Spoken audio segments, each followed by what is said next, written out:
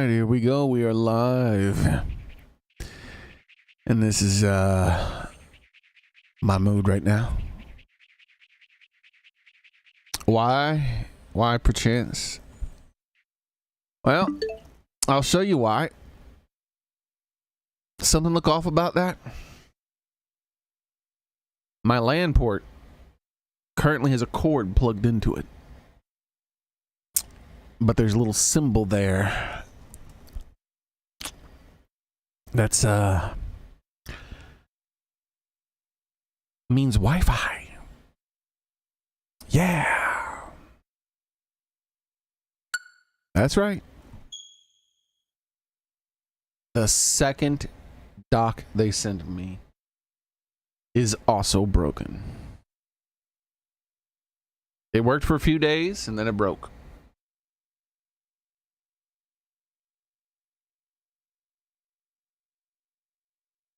Isn't that wonderful?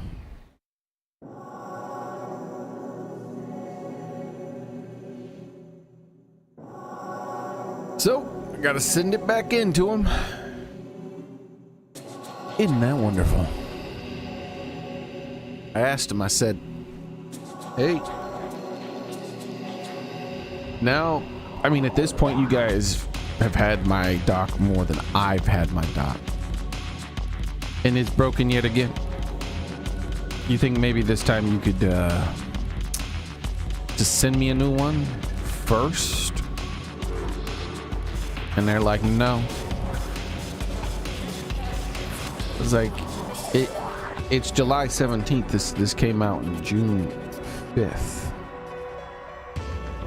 And I've only had it for like a week of that time.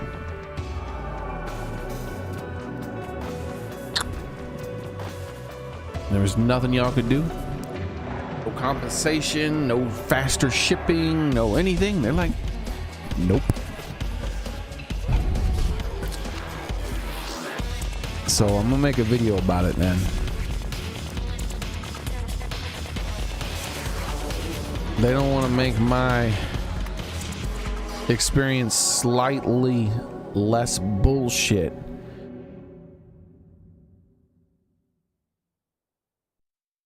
By minimizing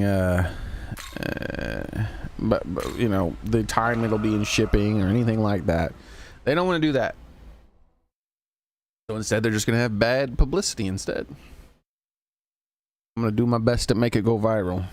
I normally don't concern myself with that kind of stuff. I don't spend long on my thumbnails. I don't really think much about my titles.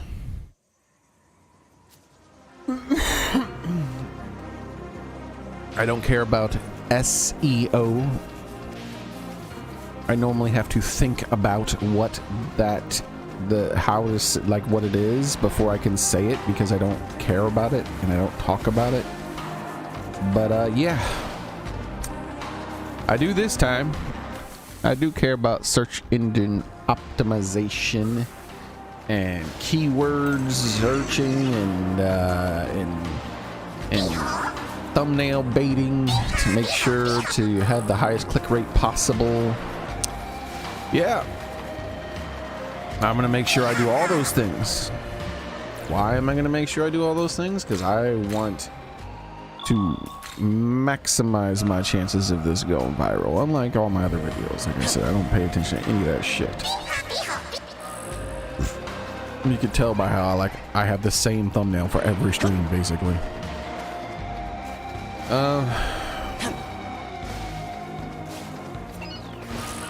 But oh yeah. Okay, this time. Because fuck Nintendo. That's why.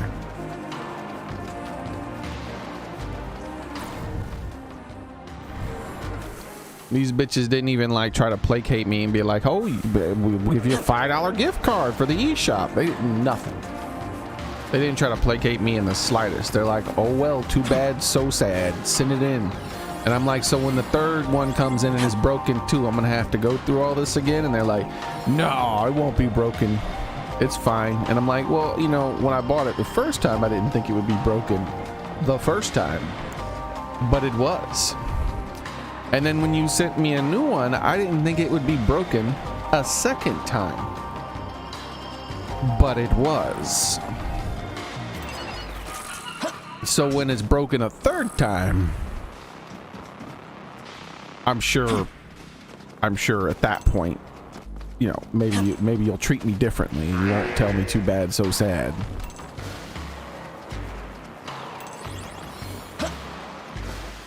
Unfucking believable. Nintendo is a shit company. And 100%. There is no fucking way in hell I would still have this console if it wasn't for it being a gift. And like every day at this point, I'm considering just trying to get the money.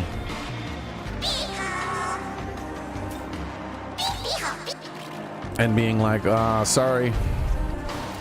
I know it was a gift, but I returned it because I hate it. Which I don't do that. I don't do that kind of thing. I keep my gifts. But I'm really feeling like I need to make an exception.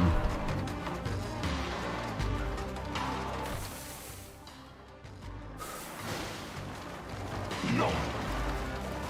Like, holy crap.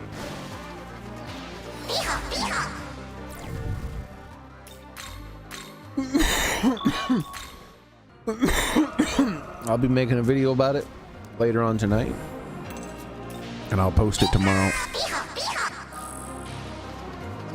And unlike when I normally make videos, this time when I make that video, I'm gonna be advertising it to you guys in chat, telling you to make sure you like it, share it, and do all that other crap. Because fuck Nintendo. What the hell?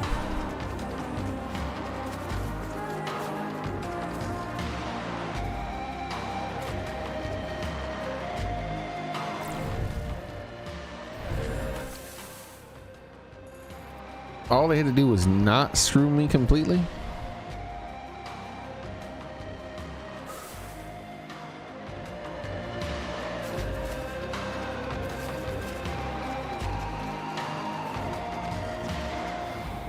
Whoa, I forgot that feature even existed. Hey, Go Shaper.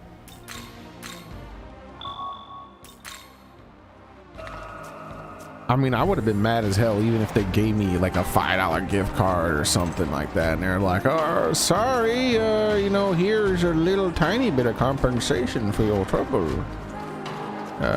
Please. We value you as a customer. We promise.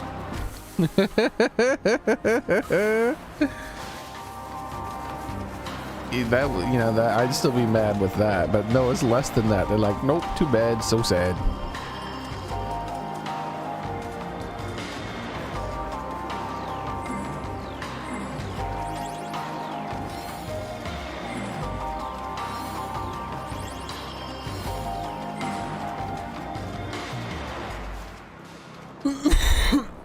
How's it going, traveling sight?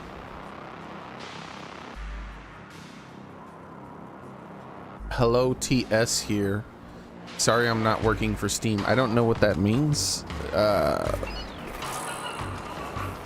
mean, why do you have to apologize for not working for a random company that you just name randomly? I'm not sure. But how's it going, traveling sight? Steam is a good company, unlike Nintendo. I've never had anything but good customer service from them.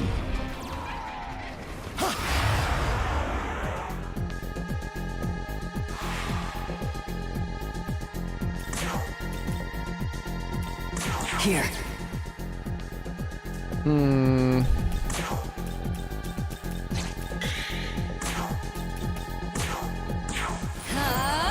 Take this.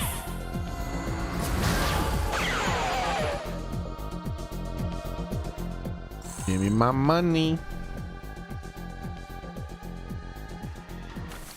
How much money am I up to?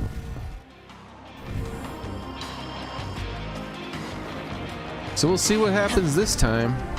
Send it off. They'll be like, here's a new dock. It doesn't work again. I'm just like,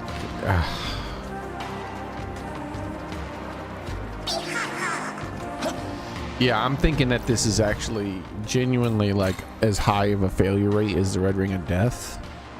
It's just that because people don't try their LAN port, most people are on Wi-Fi, that it's not known.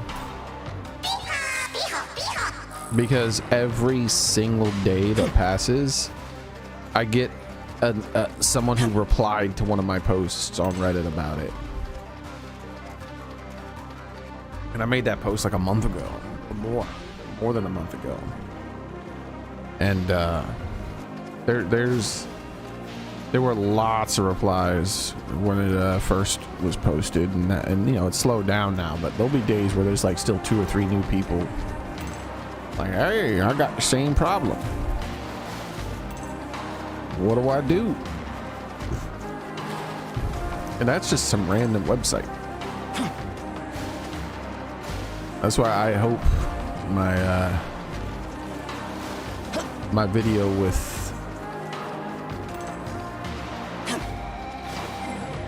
YouTube goes viral. I'm gonna try to make it. Like I said, I'm gonna put effort into doing that, because if it does, it'll cost Nintendo money. Because my hope is that more people plug in their Nintendo Switch 2's LAN port, leave it plugged in for a few days, find out that the shit doesn't work, and then makes Nintendo replace it.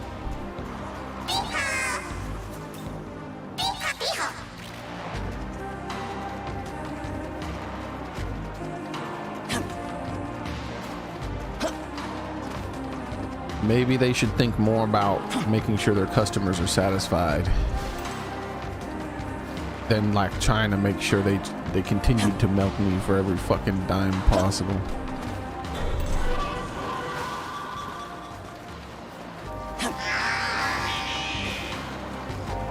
Bullshit, man. And I'm not even doing anything unethical, because guess what? If the shit's broken, they legally should have to fix it, and they do. So I'm just informing people that they need to make sure their shit isn't broken. Because at this point, I feel like it likely is.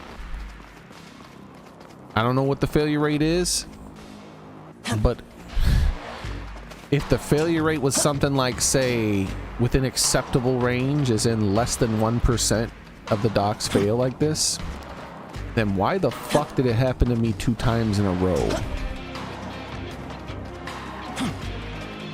2 times in a row.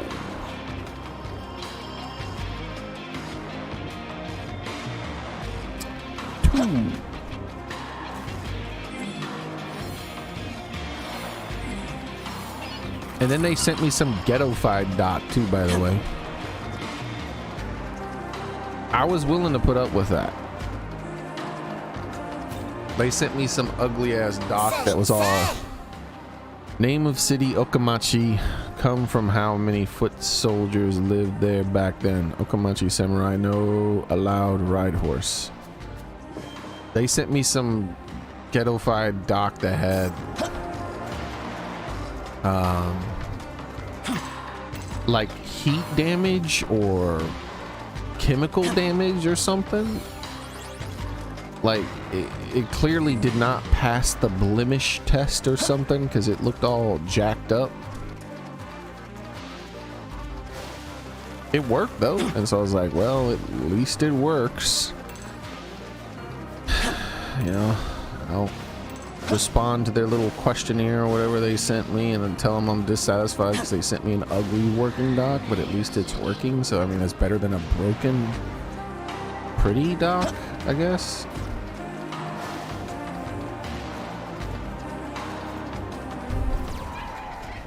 But now I'm worse off than I was when I first got it, because now I have an ugly broken dock. And their solution is to send it in. But don't worry, I was told, you know, with this excellent customer service, I won't have to pay for it. They make sure I don't have to pay for it. Well, you know what? I already had to pay for it. I have. With my time. Me going out and mailing the fucking thing off and doing all the shit that's required to ship the damn thing off, and then going without, like, they're like, pay me a rental fee. You're renting my dock for over a fucking month, because that's how long it took for them to send it back the first time. They're, as far as I'm concerned, they're renting it from me for over a month. Pay me. I want a rental fee. Give me a month of Switch Online or something. Even though I consider it worth far more than that, my time. But no, they don't give me shit. Too bad, so sad. Your shit's broken, deal with it. What a fucking garbage company, dude.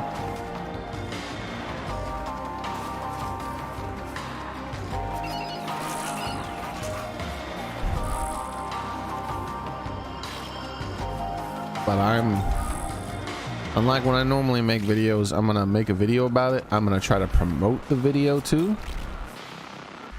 Soda is full. Oh, okay. Well, let's take care of that.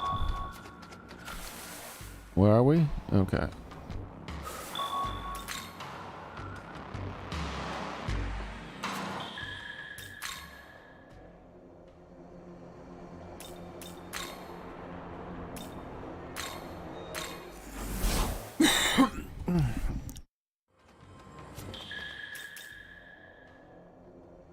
So I'm gonna make a video about it, explaining how bad the service was, how this is probably a much bigger issue than people know since it's happened to me 2 times in a row. Say thanks.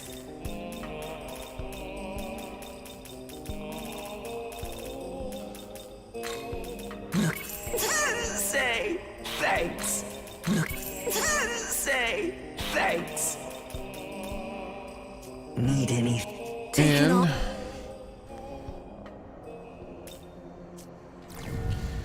make sure to tell everyone that they need to check their docks. And don't just plug in your LAN port once and be like, hey, it works. I plugged it in, it checks it, look, it works right away. No, you gotta leave that shit plugged in for a few days. And then, because that's what happens to some people's, it fails after a little bit of use. Which, that's how my second dock failed. My first dock was shitty in the box, out of the box. My second dock failed after a short period of time. A few days of use. Gross, dude. Nintendo is gross.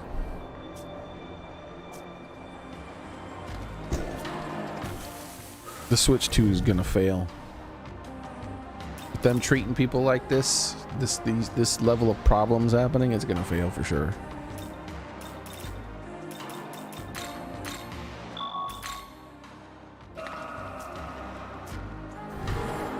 Okay.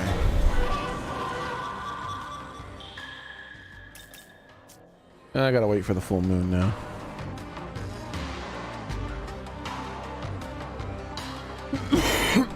But how's it going, Soren, by the way?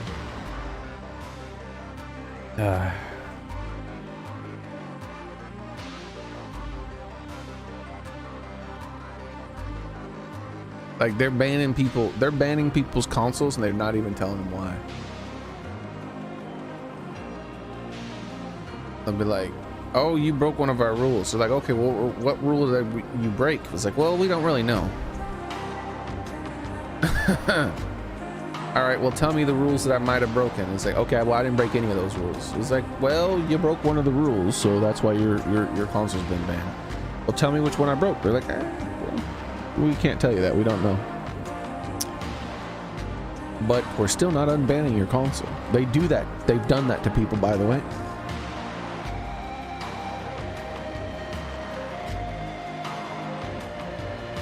What the fuck?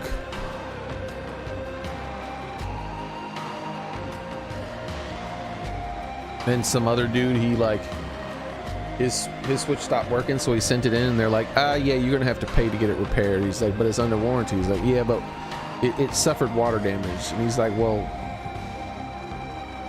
it couldn't have suffered water damage because I didn't dunk it in the water.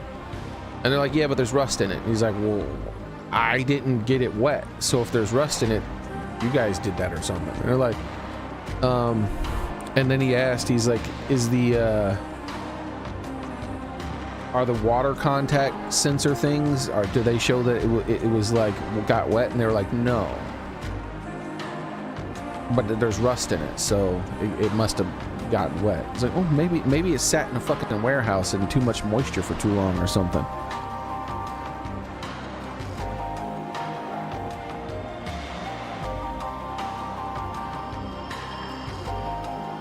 Something is off.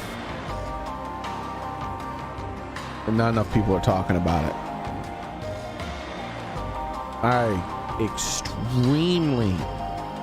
Even if the Switch 2 was affordable, I would still super strongly suggest not buying it until all this dust settles. When you combine that with the games being overpriced, yeah, hard pass. No one should be getting this damn thing. In fact, however many million people should return the damn thing. 100%. The only reason I haven't returned it is because it was a gift. Like, because I would have returned it. If I would have resisted, maybe. I feel like I probably would have already returned it the first time I had to go through all this. But if I resisted and I didn't, 100% I would have. When it turns out I have this fucking problem again, and they're like, nah, you're gonna have to fucking wait however long it takes, like a month or more maybe, before you get it back, just like last time.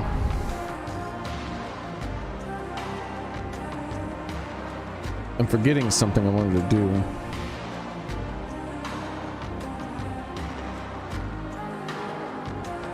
I wish I could remember what I want. I clicked off the game for a second to do something. And I don't remember what it was now.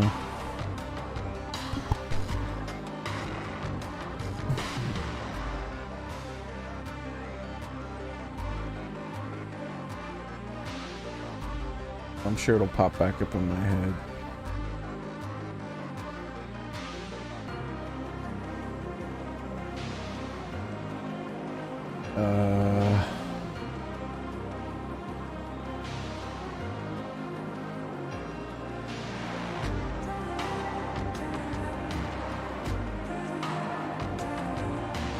Yeah, I don't know what it is. Let's just get back to the game.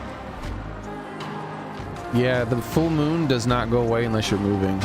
Look at that. I spent all that time looking at trying to figure out what it was, and I'm still under a full moon. Time does not pass moon-wise unless you're in motion.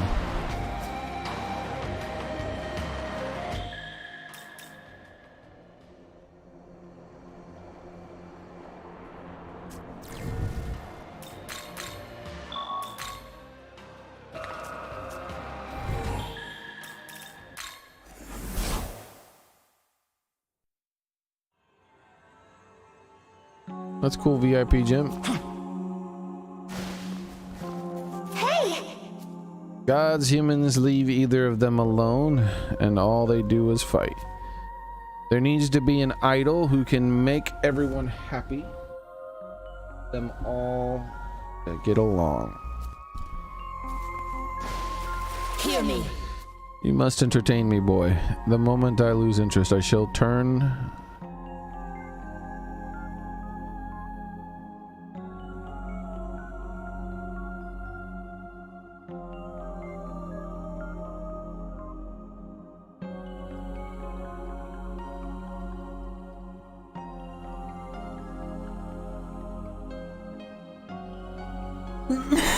Alright, there we go. I shall turn into an animal. Now then, what sort of animal shall you become? Considering the options will surely be amusing. Alright. Maybe it will surely be. Aisuki. One of the four. Oni Brothers, produced by Fujiwara in no blah blah blah blah. You want to see some fancy waterworks? Then I'm your guy. Waterworks, what? Talking about crime?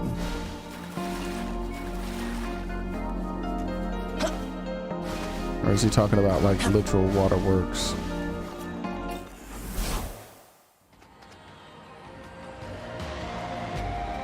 Fix this one.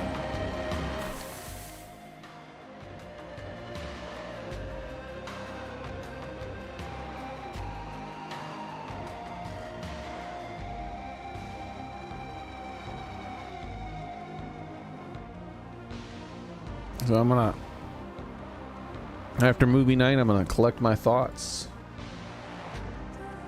Record a video about this problem with the Switch.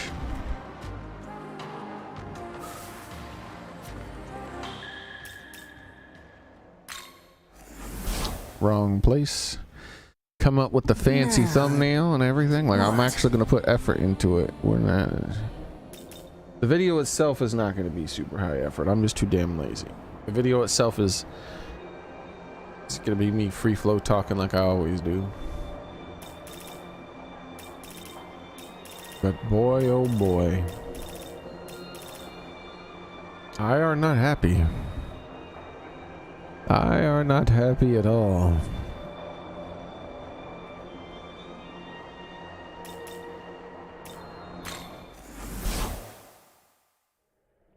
Welcome to the world of shadows, where demons get. They didn't tell me I had to do it. I'm assuming that they want me to, but I'm not. I'm just sending the doc in by itself again.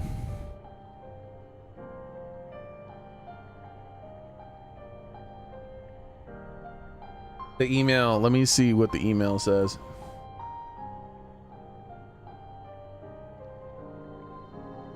Because if I send that shit in, I guarantee they'll just delete my data. And then I'll have that issue on top of everything else.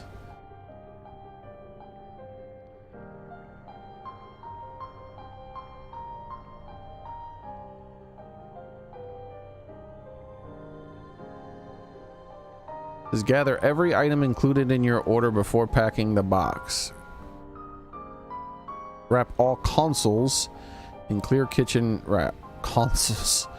So yeah, for the 3DS system, leave the so yeah, it's just a generic thing.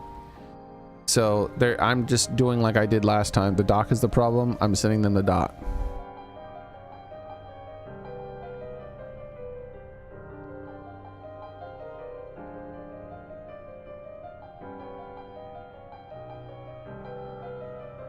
That's what they had me do the first time. They didn't tell me to do anything separate the second time, so that's what I'm doing.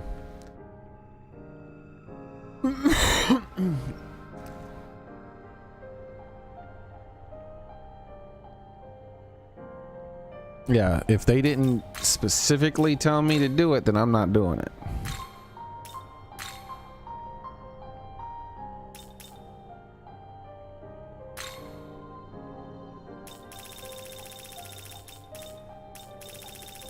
The hell's all this? That's not correct.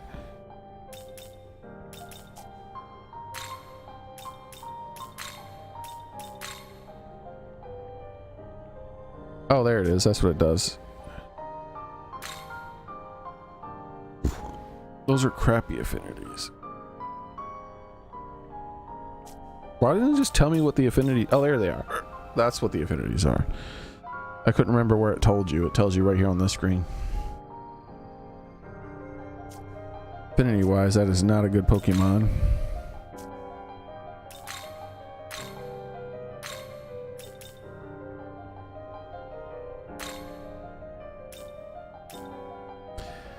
There's some high-hitting stuff. It has null force, which is good.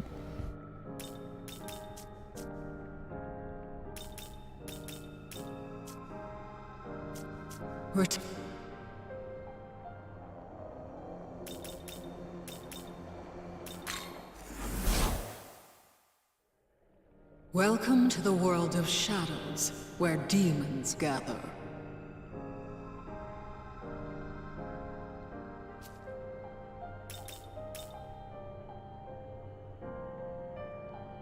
Send the dock in. And then once it says the dock is there, 1 day after that, I'm calling them up. I'm not waiting more than 1 day. I'm calling up 1 day after that and being like, what's the progress? Because last time they were waiting for me to call them. I waited like an extra week and they were waiting for me to fucking call them. And then when I called them, they're like, oh yeah, we're having an issue. We have to ask you some extra questions. Like, why didn't you fucking contact me? Just let it sit there for a fucking week without contacting me? I fucking hate Nintendo so much now. Fuck Nintendo, man. Are you registered?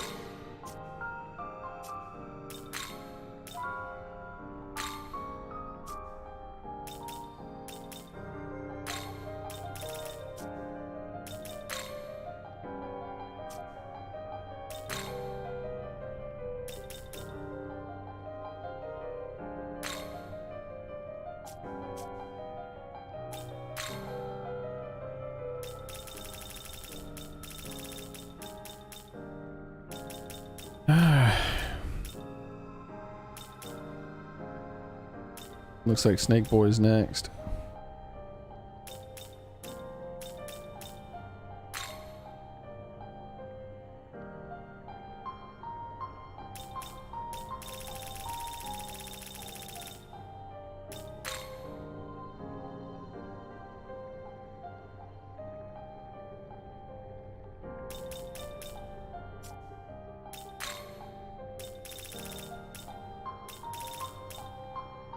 He has 5 slots in there. Yo, he already comes with 3 nulls. So he needs darkness and force, does he? Dark and force. Let's see if we got someone else though. This guy. Dark and force, yeah. The other guy's cheaper though, because the Star Me costs like $1,000 to fuse.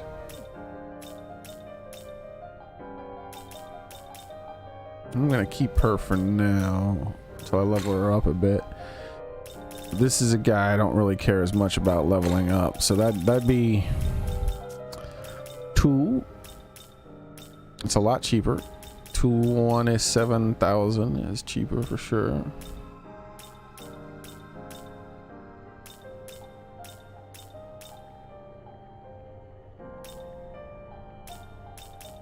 You can't have Mr. Smiley. He costs 50k to buy back. Anything with Mr. Smiley in it is an immediate no. Alright, so that's the 120.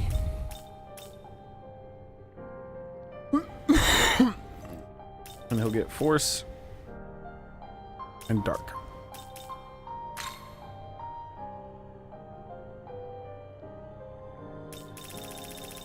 So, no force. No dark. And let's see what he does. Oh, okay. Increase the damage of ice attacks based on the number hits.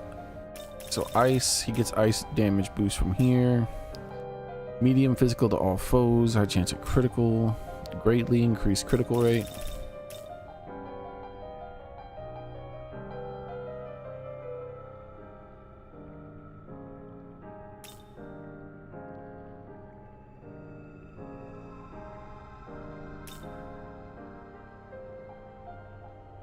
Oh, he's a strength based? Oh.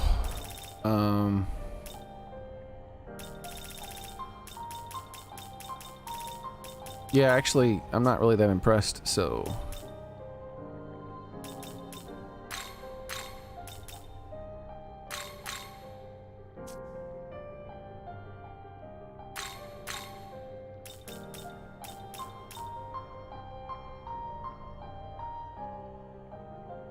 Throw on some extra nulls. And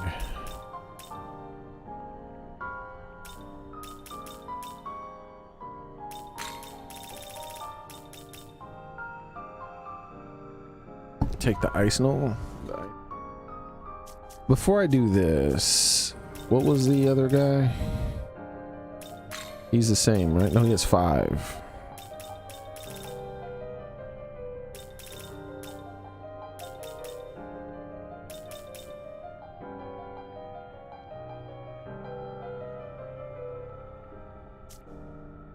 And which does he have lightning? So a lot of the ones I'm spreading around don't have lightning except for that one guy.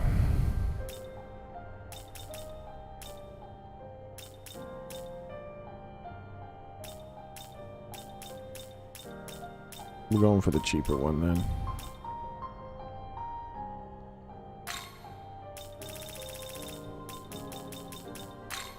No, no, no, no. Just to spread them around.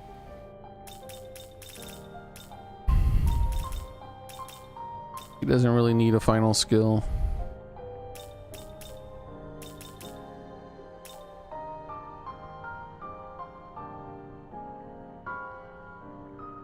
But I guess we'll add this one. I don't know.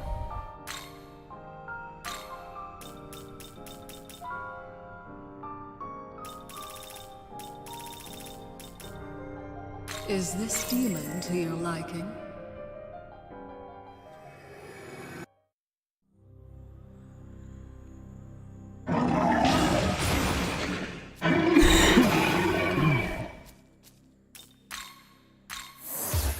There we go. So, special fusion hole. This is the one hole. That's not the one hole. This is the one hole? This is the one hole. Yep, that's the one hole.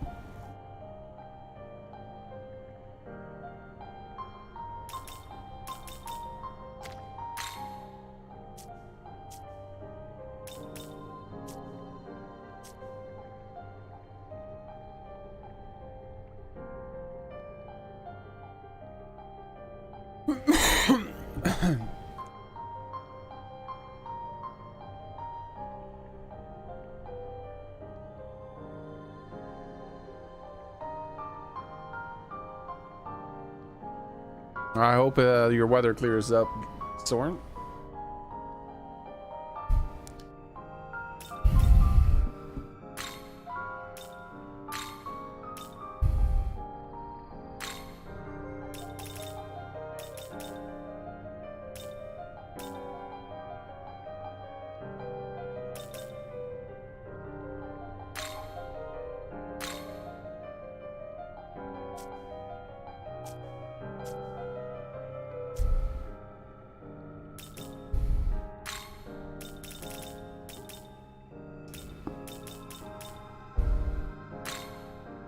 Rather than doing that other one on him, let's find that guy. There he is. Oof. Because I need to start spreading electric around a bit too. I haven't been putting that around enough because I took that off of him to do someone else. All right, this is a bit more affordable, but by a bit, I mean almost not at all.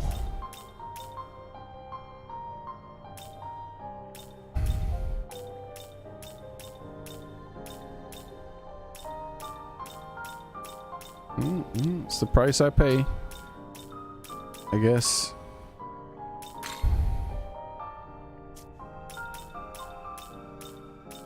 I want to start spreading that skill around, so I'm gonna have to summon them at least 1 or 2 more times probably. So all right, well, oh wait.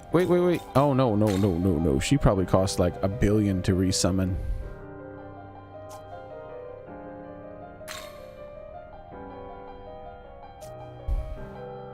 I guess we could check. Oh wait, and there's not even, that's not even the correct one. What am I thinking? I thought she was combined with the correct one, but she is not. She's combined with this guy. So, all right, let's spend all that money we just saved up for 1 fusion.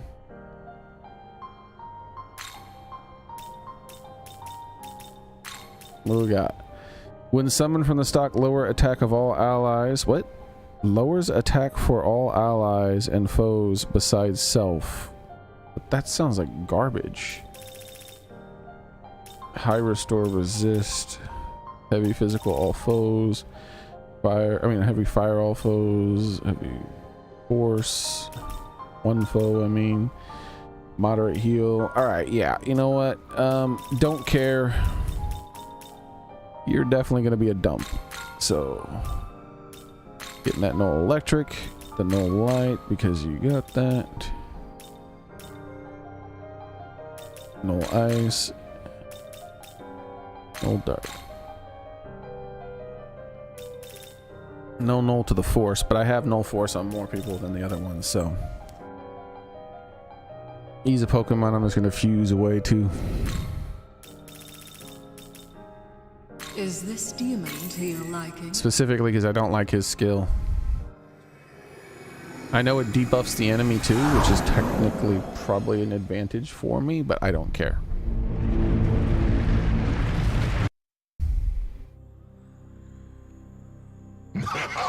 Yeah, eventually I will try to play Shin Megami Tensei 3 again, other than the little tiny bit I played it, but this is technically like my real first Shin Megami Tensei game, because that one I only played for like one stream. All allies, I mean all foes. All right, but how's it going, Urban Pie? So now that I'm broke, I don't think we'll be fusing anything else.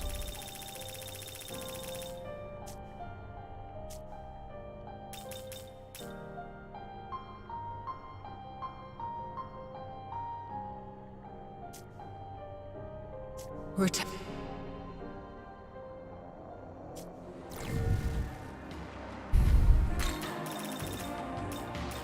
But we took up another empty slot, so we're not at 4 or 5 empty slots. We only have 2 empty slots now.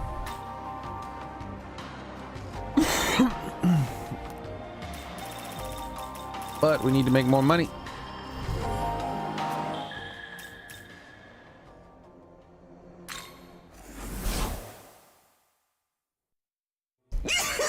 Let's go ahead and sell some stuff right now.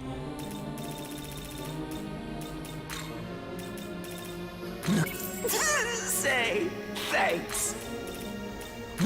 Say thanks. That way we're not completely broke. Say thanks. Say thanks. Need it. Perchance, what? Why was he saying extra stuff to me? I don't even know what he said. Oh well, too bad. Normally he doesn't say things. Like he was saying extra stuff. Vendors shouldn't talk to me like this. Vendors shouldn't have extra dialogue that they're going to tell me that I could possibly miss because I'm clicked off of the vendor hundreds of times. When not wanting to hear the same thing from the 100th time in a row. Several hundred times in a row, I mean. Amarita shower.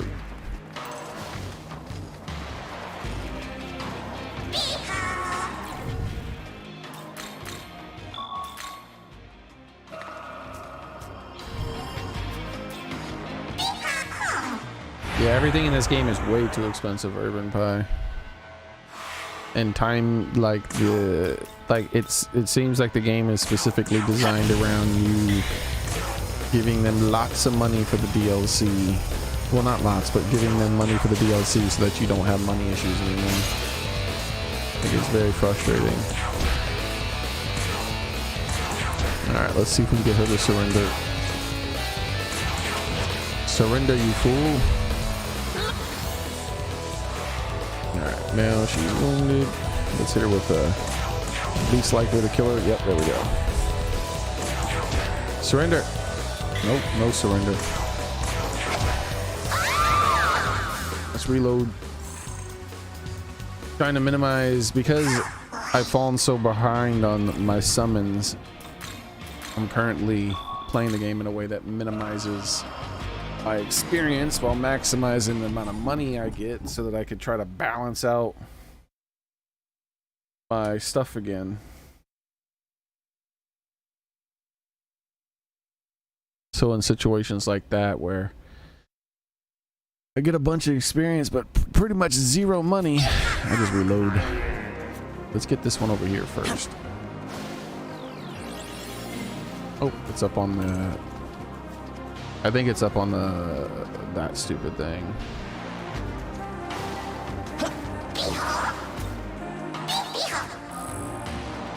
$1,000 money almost, and I didn't have to get any experience. I'll take it. Let's save the game.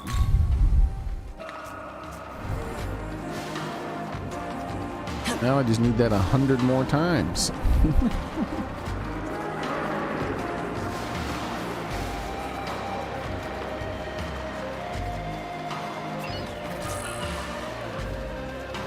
What was I doing? What was I running last time? Oh, I remember. Go back to the spot.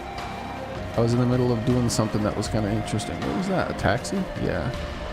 A weird cone on top of a taxi. I thought it was like an antenna or something, or like a hat. Or I was like, yeah, it was my instincts were saying hat.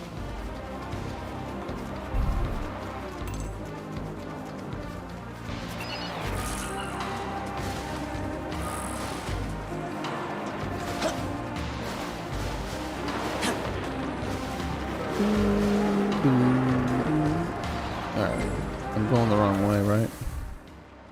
No, this is correct. I thought I turned the wrong way because I wanted to get something that I saw, but no, this is the way I need to go.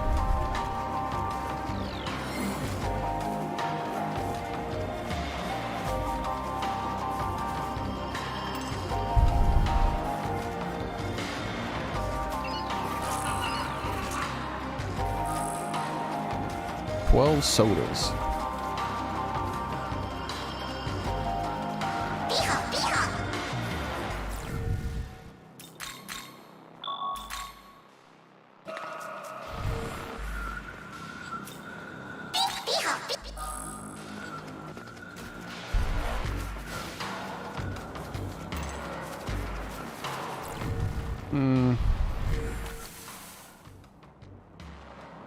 I'm going into a new area here, which I don't mind as long as I don't get a cutscene.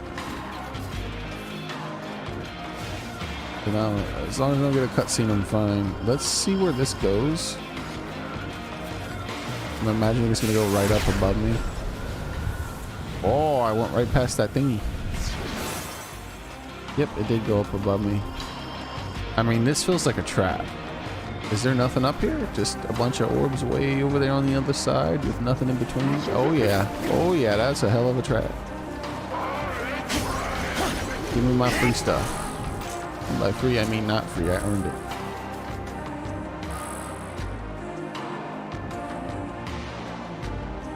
Trying to hit me with a trap. You know who I am? Gonna fall for your stinking traps. Ah! They spawned behind me and tried to come at me. I didn't hear them because I don't have my headset working because my switch to dock broke, and on top of that, my headphone cord broke because that's just the life I live. All my shit breaks. I treat it very well. I don't fucking damage it. I store it in places so that dust doesn't get to it and stuff. I don't use greasy Cheeto fingers on it or anything like that, but it all still fucking breaks, or it comes broken, or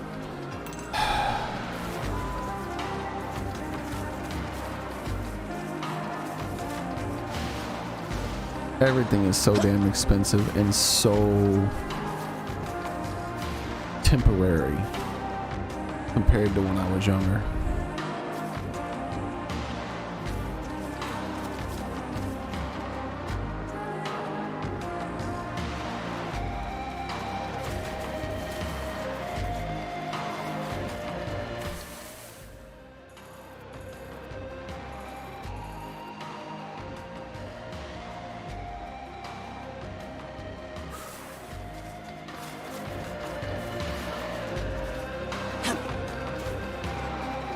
I feel like there should be a me mom back here.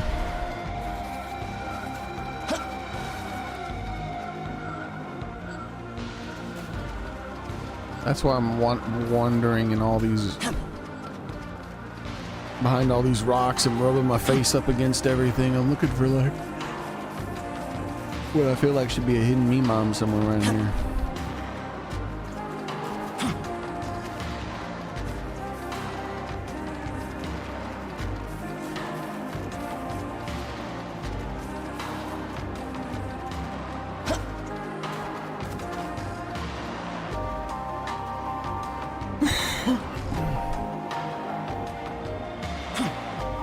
I think it's a sellable sword, or it might be a gift. I don't remember. I feel like there's gifts that you can give the Pokemon, and then they're more likely to join you. So I think it's either a sellable or a gift item. Is my guess.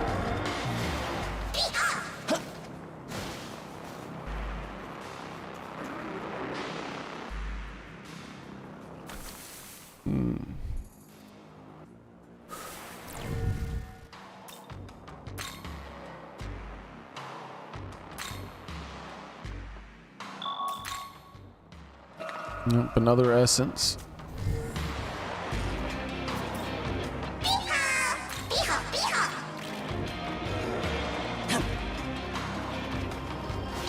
Who is this guy, by the way? We haven't seen this guy. Oh, he's a quest giver.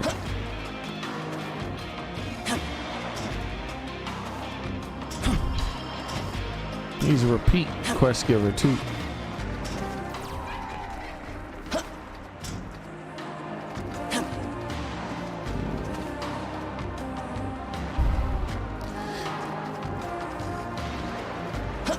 Repeat. Quests give more experience than they do money. I have to try to remember that, you know, next month when I get my Switch 2 dock back and I start playing this game again, I have to remember that just because they have that symbol doesn't mean I've already done their quest.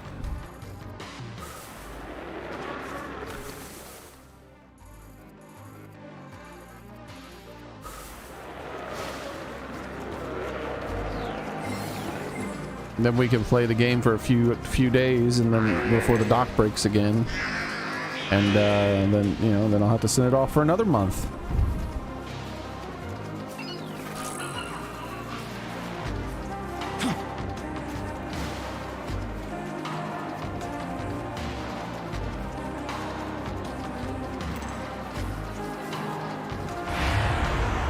Like, I want some compensation.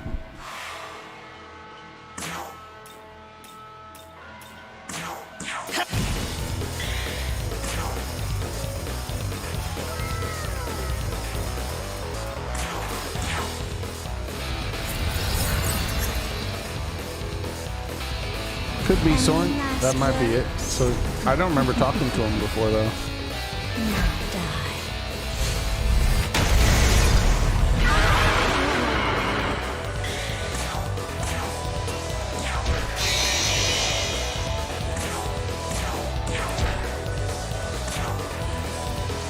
Surrender.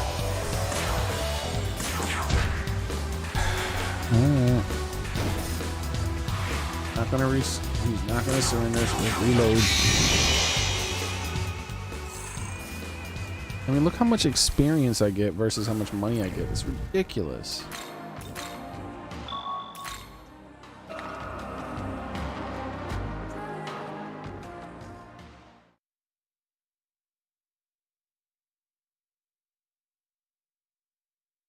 Considering how comically expensive everything is, it should be reversed, if anything.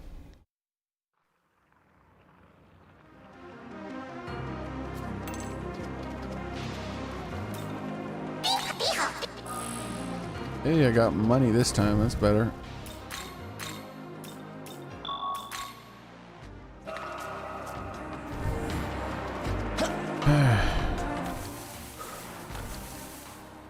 We're gonna try to go for those machines this time, and hopefully I don't get hit by a random starfish or whatever that refuses to surrender and give me lots of money.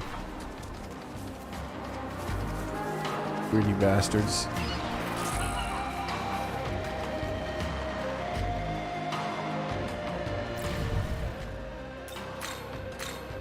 Doomer? Yeah, that's what I am. The end is nigh.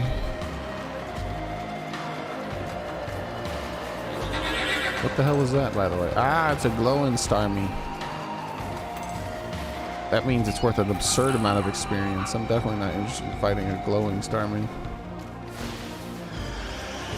It's glowing again.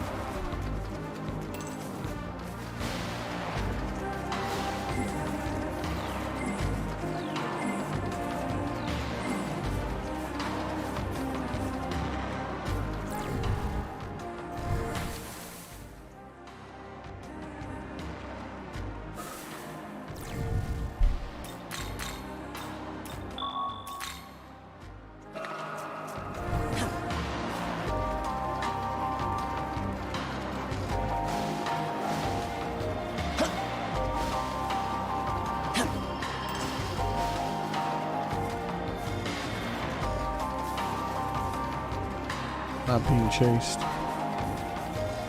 Look down here then.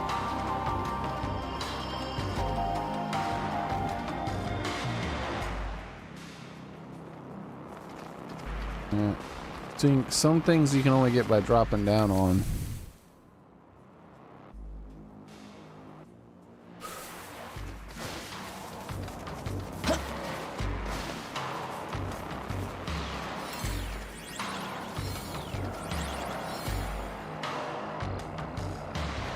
What's up with all the glowing Pokemon? Just make sure she leaves me alone by teleporting away and teleporting back.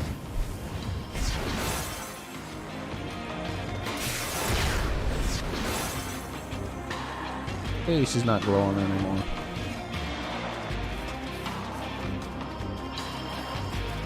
I bet you there was a Memon here I already got.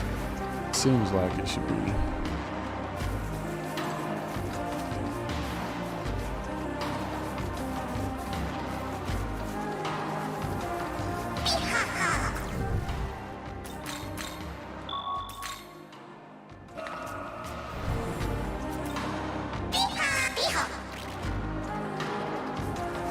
Mirage Gem of Worthlessness. Exciting. Lots of drink machines over there I can grab.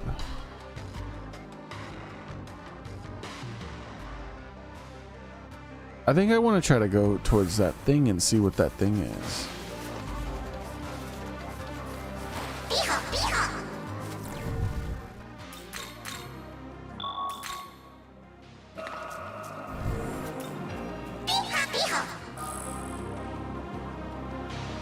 More money.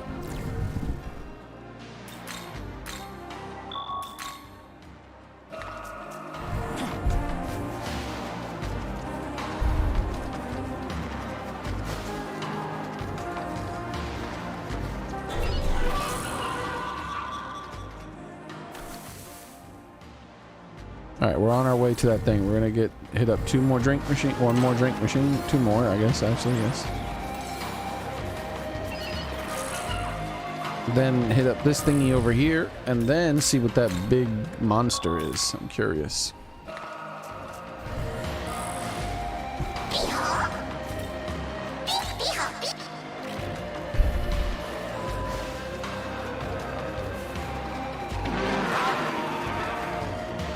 Oh, it's that guy. I've already fused that guy. That's funny.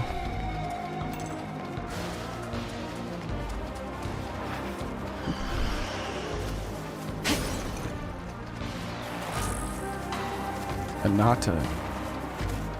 Nanta's essence.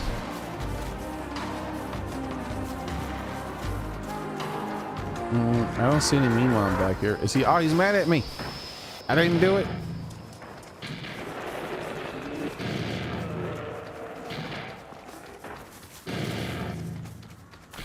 All right.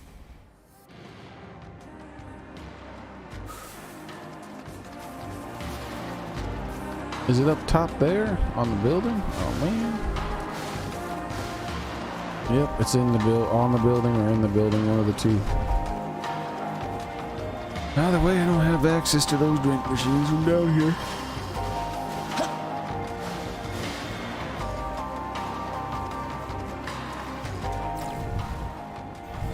All right, where am I heading? Towards another drink.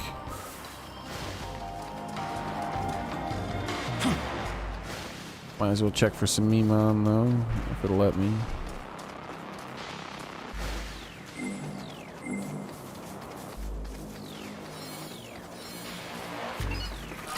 Another giant monster.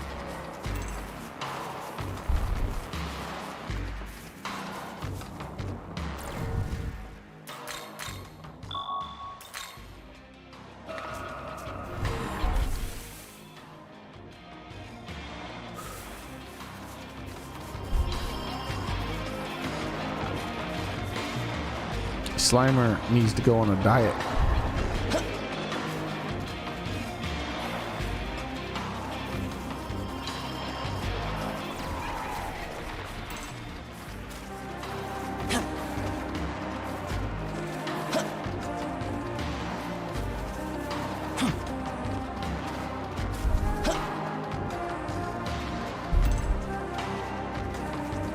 This is a drop down spot? Yeah. All this little side spot. There's probably a meme on me or something like that.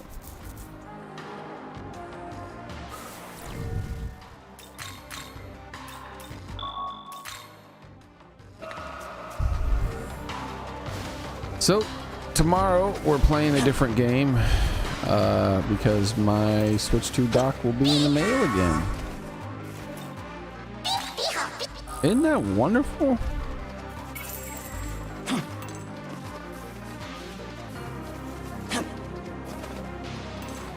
This is the worst console I've ever owned.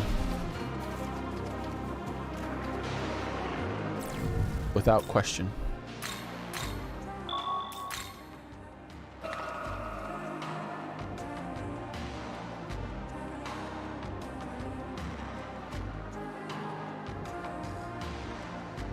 EA, yeah, the ridiculous bonuses and all that stuff. Yeah, been doing that for years.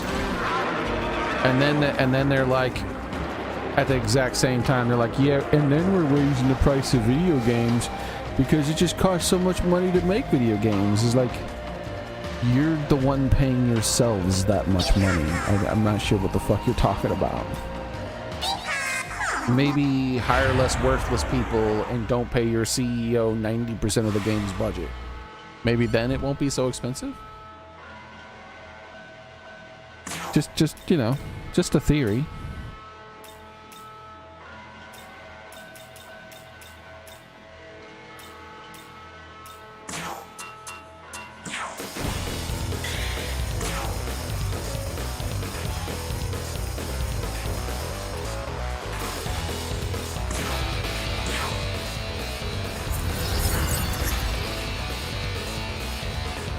Any last words? Now die.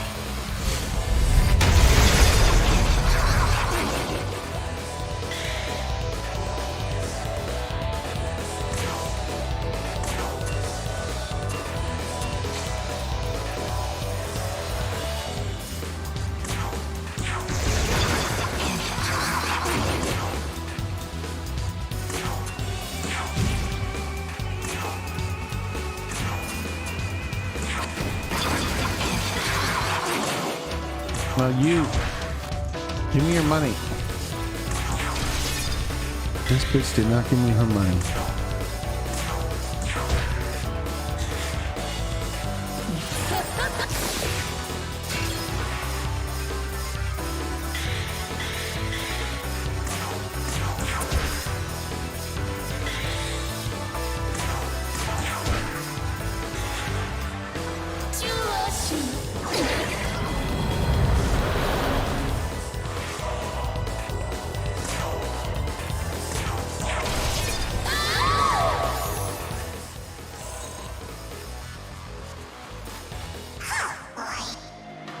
Bro, how am I only getting 800 money this late into the game for a battle? Like, the money's increased by like 10 times from what I was getting at the beginning of the game, but yet the prices have increased by like 1,000 times. What the fuck?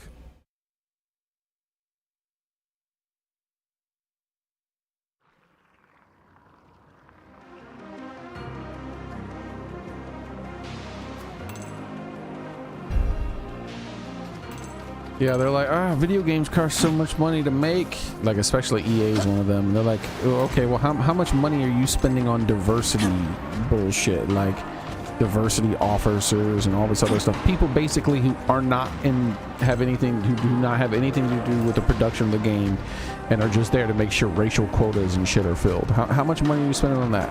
Oh, you know, only 7 figures or something like that a year for the game's budget. And say, okay. And how much are you paying your CEO? About 99% of the game's budget, you know? Maybe that's why your fucking games cost so much money to make?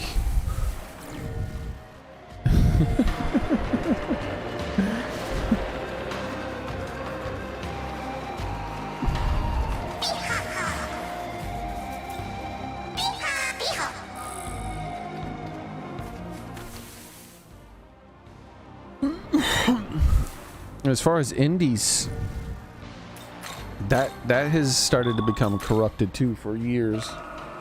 Not all of it, obviously, but there's a lot of corruption in the indie area too now.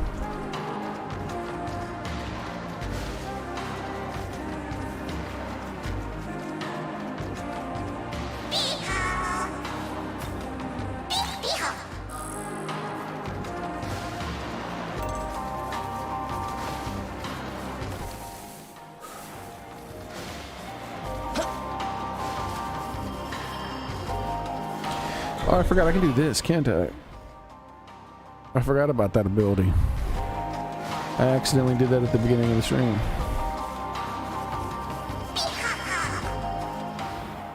Oops, mistakes.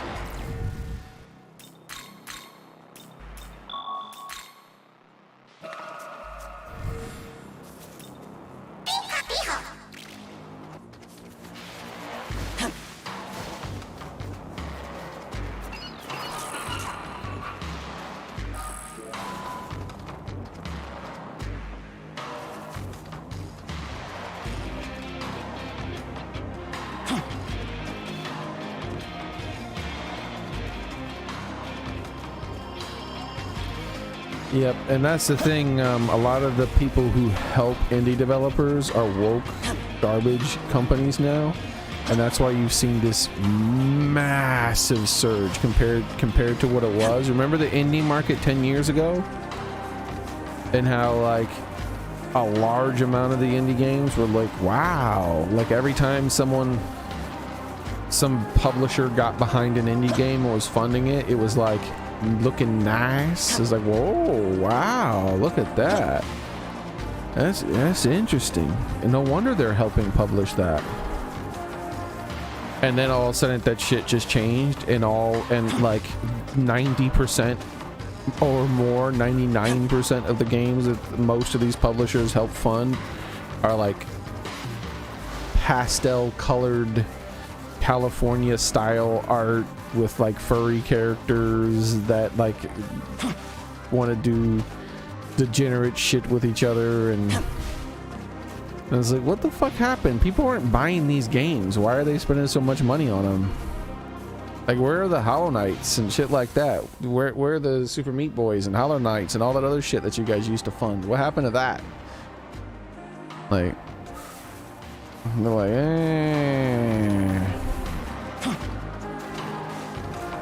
don't you want to play this degenerate dating simulator instead? It's like, no. Like, literally no one does. Even the people who made it don't want to play that shit. Don't come at me, bro. They just wanted your fucking money.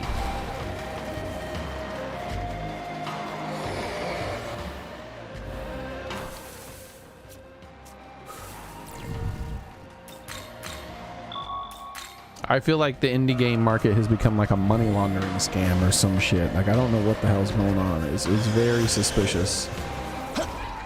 And it's not just like with that too. I've said other things like people are making this big deal about Subnautica 2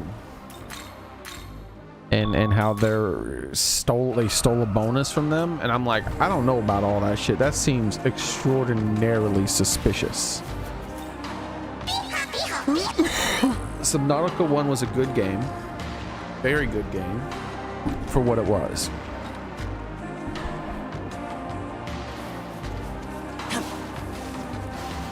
But keep in mind, the people who are working on Subnautica 2 publicly stated that it was a very large mistake to make the protagonist white in the first game. Yes, it is a fucking thing that those piece of shit racists said. So obviously they are super omega fucking woke now. And so the second game is shit. It's like I thought that we were gonna learn what happened to the protagonist in the first game when I started playing the second game, but instead I was just playing as diversity and talking about diversity and inclusion and environmentalism and shit. And I'm like, when the fuck do I start having fun playing the game? And so I turned it off and I never played it again. Like, it was boring as fuck.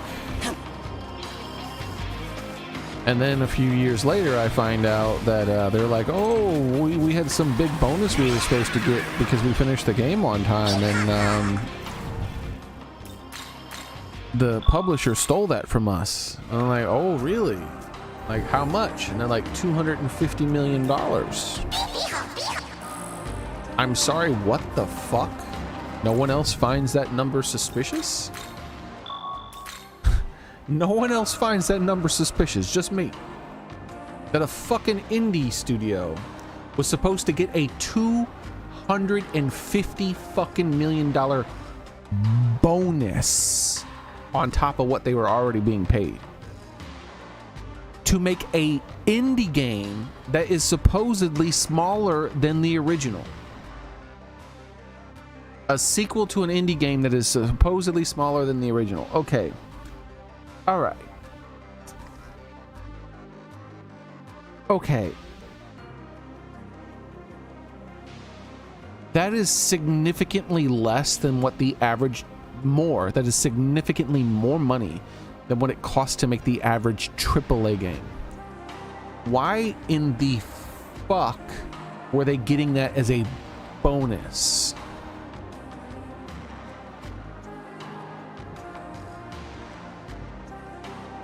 That is insanely suspicious. Like, there's, I'm like, they're like, all people wanted to talk about is, oh, you know, they stole their bonuses, blah blah blah blah blah blah blah blah blah blah. I'm like, are we not going to address the fact that they were going to get a $250 million bonus to make a fucking indie game? That is like me getting a bonus to work at McDonald's. It's like, oh, hey, yeah, if you come in and you finish your shift on time today at McDonald's, we'll give you a $50,000 bonus to work this one day. That's what that sounds like to me when I hear that. For them getting a 250. Dude, most indie games cost less than a couple million to buy. I mean, to make. Like, the high-end indie games that they spend a lot of money on cost less than 10 million typically. And they're getting a $250 million bonus on top of whatever they were already getting paid.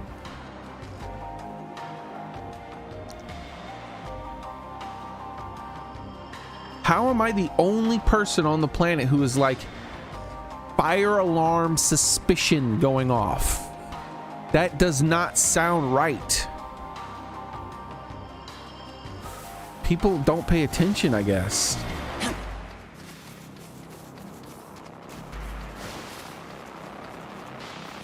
You know, it could be legit in some way. But I haven't heard anybody say it. Like, you would think when you say something like that, right alongside saying that, someone would go, oh, by the way, the reason it's so unusually high, that bonus, is because insert reason A.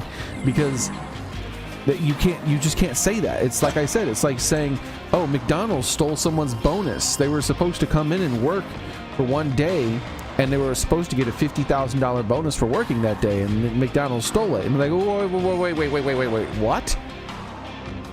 Can you explain why they were supposed to get such a big bonus? And then if, you know, they tell me something reasonable, you know, like, oh, it was part of some included settlement that involved something wrongdoing or something, but they had to come in to work one day, but it turned out to be that they misled them, or, you know, I'm like, oh, okay, that makes sense. Even though that doesn't make sense the way I explained it, at least they're explaining why it's such a fucking insanely massive bonus, because that's retarded. Like, that it's insane to me. But yeah, there might be a logical explanation as to why it's happening, but I mean, no one's bringing it up.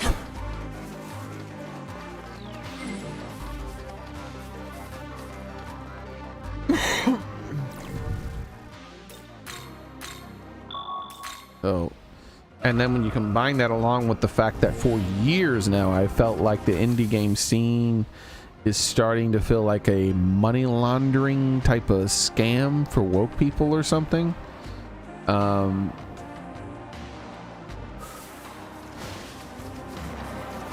To hear such a ridiculous number, I was like, whoa, wow, interesting.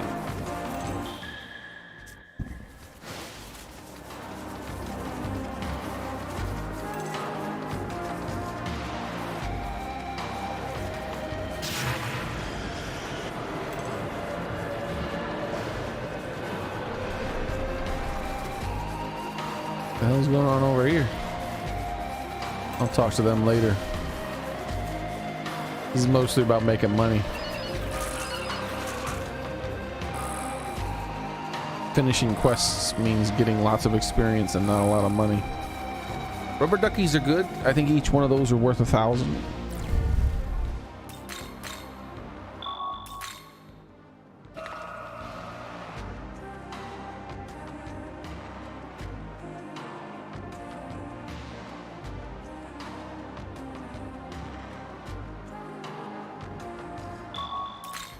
See, what my guess is, Cascade, is that because it's an indie game, they had less than 50 people working on the game, probably. Maybe even 20 or so people working on the game. And there's some sort of money laundering thing, or money, like something illegal is going down. Or unethical, some sort of unethical transferring of absurdly fucking huge amounts of money is happening. It might not be illegal, but something unethical is happening. And what's going to happen is that the game devs are going to get like a 5-digit bonus. As in, you know, there's like 25 employees and they get like $10,000 each. Thank you for your several years of hard work. Here's an extra $10,000. Good job. That's a nice bonus to throw on top of all the wages you are already getting, right? But they're saying 250. And so what my guess is 99% of that is going to go to one person. Maybe 2 or 3. And then the other less than 1% is going to go to the actual game devs.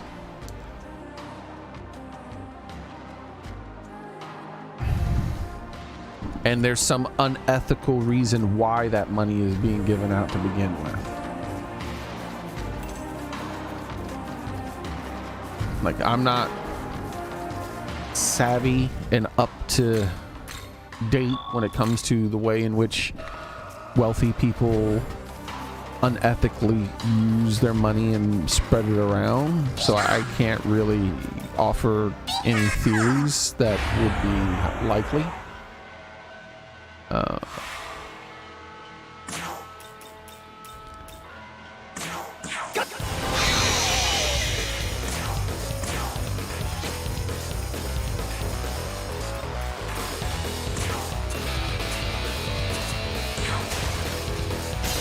But it's super suspicious.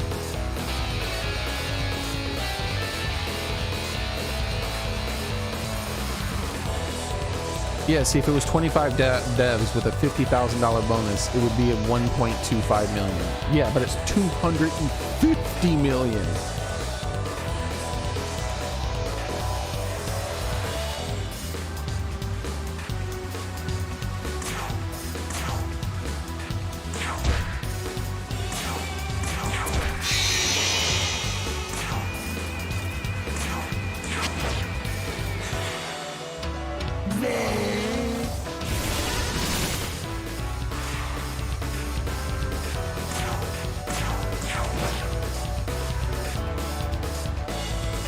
The idea that we're not paying devs to pay constantly suits makes me...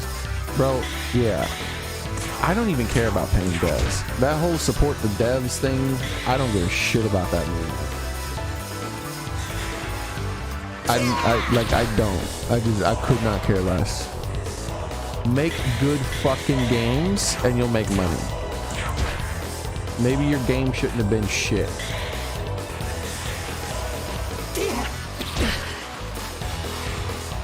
It's like, well, we worked for a shitty company that didn't pay us. Well, then make an indie game that's not shit. If you're talented, you can do it.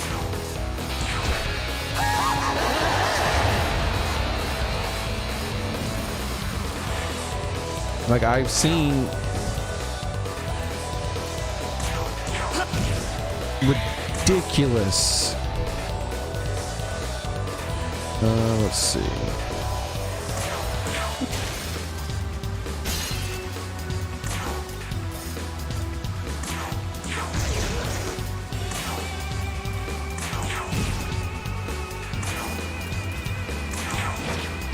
Damn it, why didn't you surrender?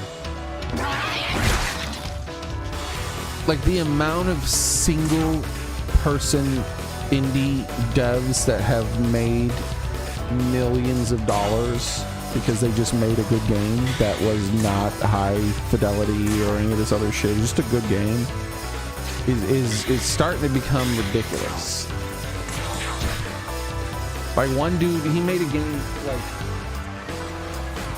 one dude made a game that looked like this, and he became a multi-millionaire. Let's see, what was that game even called?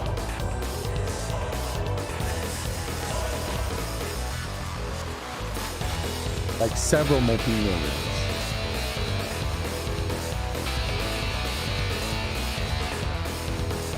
Many millions. And the dude's still making money off his damn game.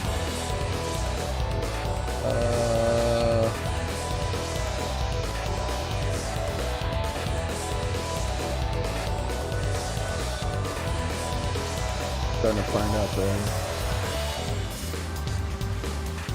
Like I've heard of so many cases with this. Like Subnautica 1 was another example. That was a very fucking indie game, but they made sure it was a good, fun game, and they made a shit ton of money.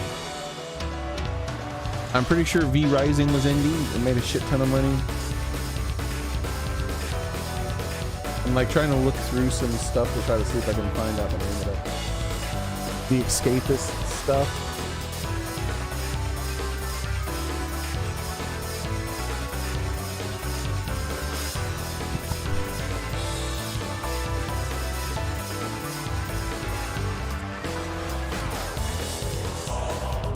Dredge.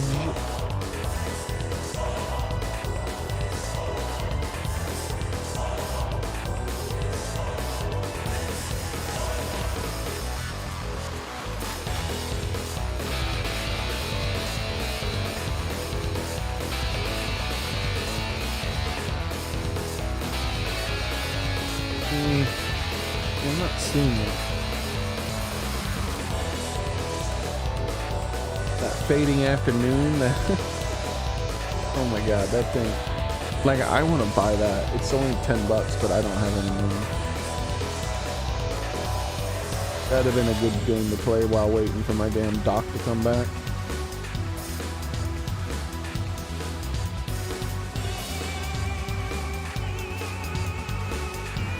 That Quasimorph game. Like, these games are so simple. And they're just fun though. The Pacific Drive one. I'm not finding what I'm looking for. Colony ship and a bunch of survival games. Oh yeah. That's what it was called.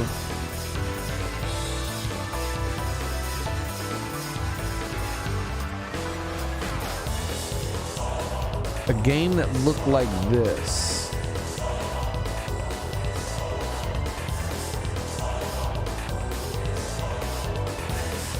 How many, like, let me see. How much money?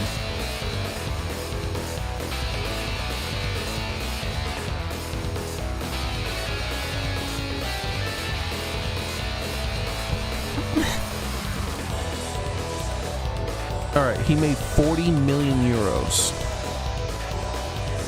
He made 40 million euros, right? Selling his game for $3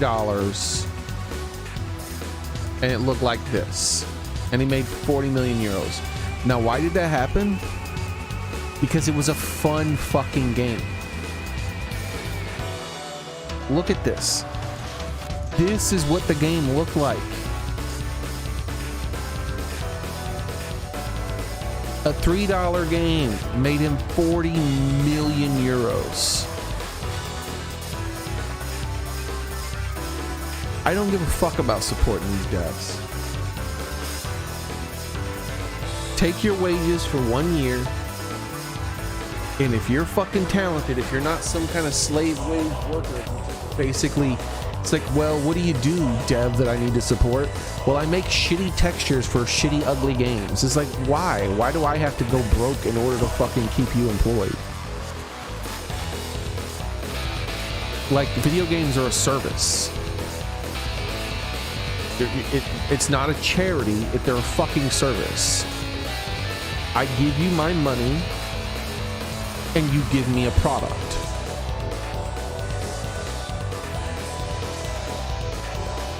It doesn't matter how he made his money off of that game, Cascade. He made money off of that game. If you're a talented dev, then you're going to be able to make money, period.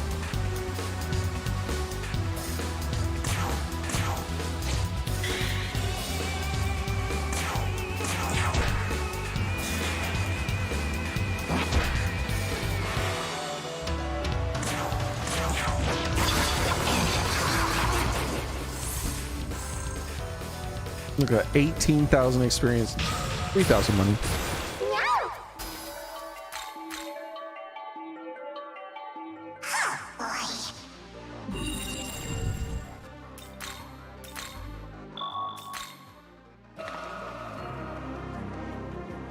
But yeah, if you're like working for freaking EA or some shit like that, and you're a video game dev, and all that you do as a video game dev is programming dialogue options. You go to work, you sit at your fucking cubicle, you program in some dialogue options, and then you clock out for the day, and you expect me to fucking charity case you. You're a slave wage worker just like everybody else. You're not doing anything special. You're not some kind of special talented person that deserves more. Because if you were, then take your wages from that job you worked for 1 month or 1 year, which is actually much higher than slave wages, by the way. You take your very good paying job that you worked for a year and invest it into yourself and develop a fucking one-man indie game. Like, I don't know, like the one-man best fucking farming simulator village life game ever fucking made was made by a single person. A single fucking person. How much money has he made?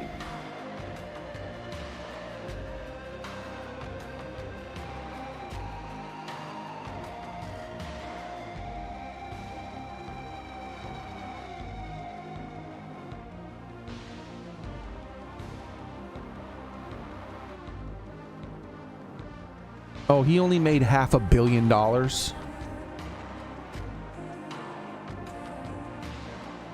He's releasing free DLC to this day, by the way. To this fucking day, he is still working on and releasing free DLC. Not paid DLC, but the game is like 3 or 4 times bigger than it was when it launched. And he did all of that for free, as in if you've already bought it, you get all of this additional content on top of that. One fucking person. The Stardew Valley dude is one fucking person, and he said, hey, they don't make good farm simulator games anymore. I think I can make a really good one that's sort of like what was it called back in the day? What do they call that original farming game?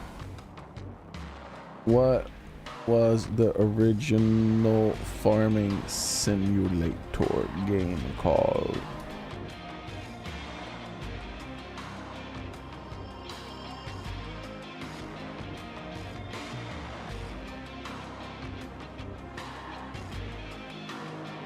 Let's remove simulator. Harvest Moon. He's like, hey, Harvest Moon games are shit now. I think I can make a game like Harvest Moon, but better. I mean, it's not going to be very graphically good because, you know, I'm one guy. But I think I could do better. Like, the gameplay will be better at least. Let me go ahead and do that. $450 fucking million. That's how much money he made. Because he made an ugly but good fun game.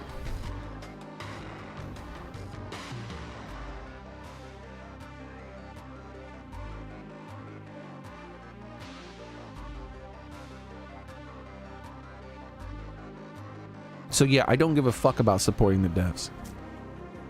If they have talent, they could turn that talent into infinite money when it comes to gaming. Gamers, more so now than ever, are desperate for affordable, fun games.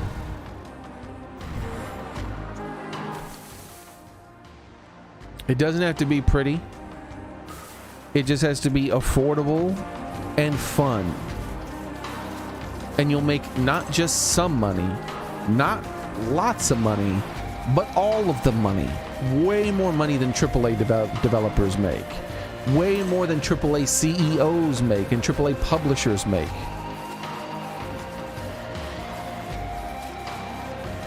This motherfucker made $500 million.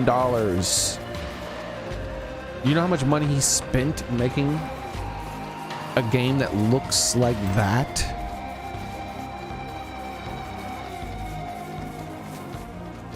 He's paying himself. He's the only employee.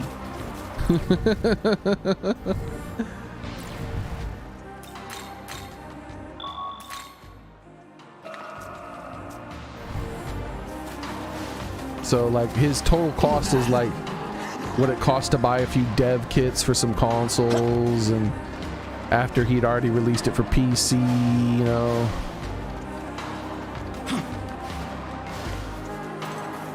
Paying for copyrights and shit like that, how much it cost him to buy his computer, the electricity he spent, and all things like that, you know.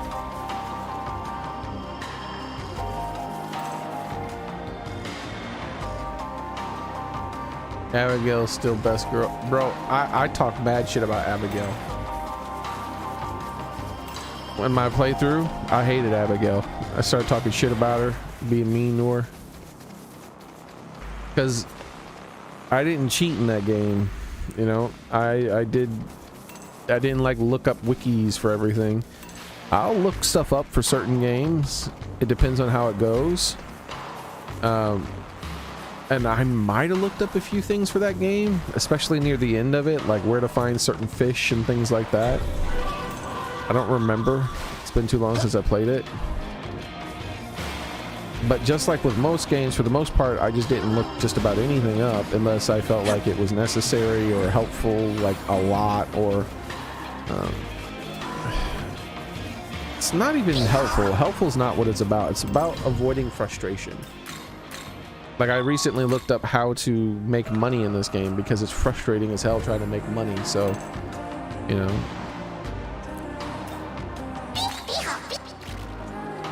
But for Stardew Valley, I think the only thing I can remember looking up it for sure is fish. Alright, like thinking about it, I'm almost for sure that I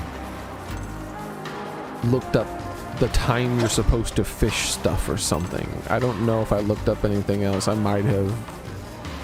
But it was... I think I did look up some of the gifts, but later on, I think I might have specifically looked up Abigail's gifts eventually. Out of frustration. That's what it tends to be when I look stuff up. It's out of something out of frustration or stupidity or something.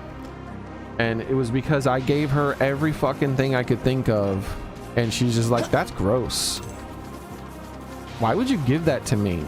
And I'm like, you fucking bitch. I spent a long ass time thinking about this and thinking that you might like this, and you're like, gross. Fuck you, Abigail. Like, she is a very bad gift taker. Like, Abigail's a bitch. If you don't give her exactly what she wants, she's like, ew. Like, what the fuck? Like, fuck you too, Abigail.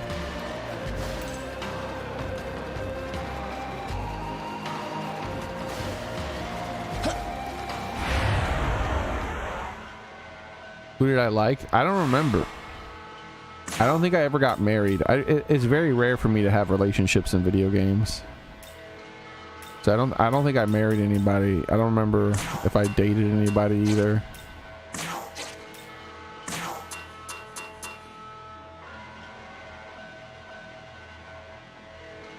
Amethyst is the same color as her hair. Yeah, what it really is she thinks it's delicious.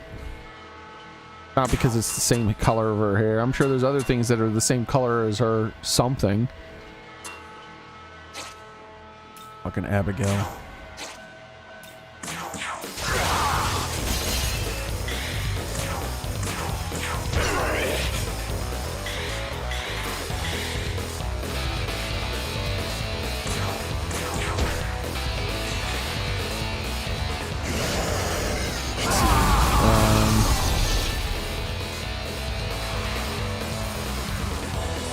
Stardew Valley NPCs. I know there was something else I looked up. I just can't remember.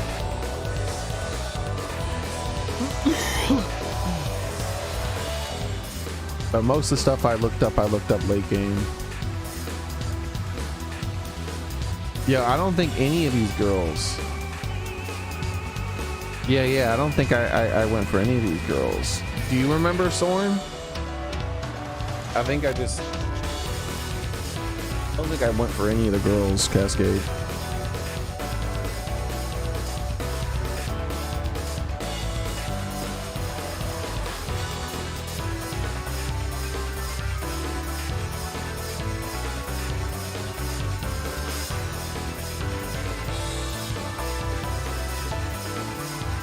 Bachelorettes.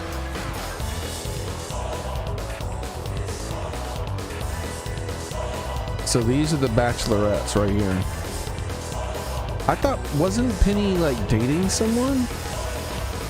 Isn't Penny like his wife? You can date Penny? Force him into a divorce? Like, is Penny his wife?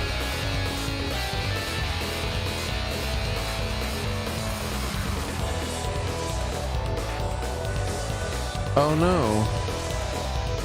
Marriage, yes. Oh no, okay, no. I think that means you can marry her. It should be marryable. This is family, Pam. Mother? Pam's her mother? I thought Pam was her sister. I'm misremembering all kinds of stuff. Relationships.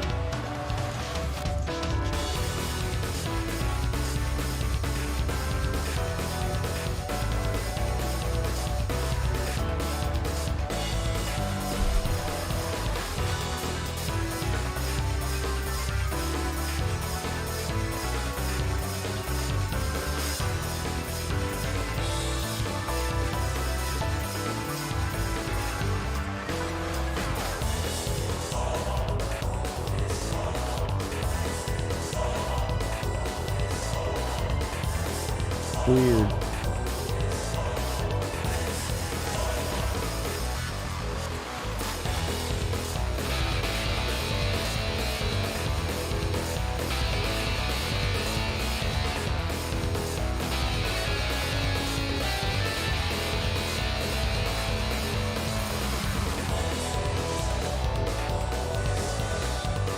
Is now my property. Definitely wasn't Haley. She was like the pretty girl, right? Like, you could tell that's what they tried to make her into, like the popular girl at school or whatever. And definitely not Abigail. I hated Abigail. I think she was the only NPC I hated. I'd rather date one of the guys than date Abigail. Fuck her and her rudeness. Like, can you get some of her dialogue options in this? What does it show? What happens if you give her a bad gift? Yeah.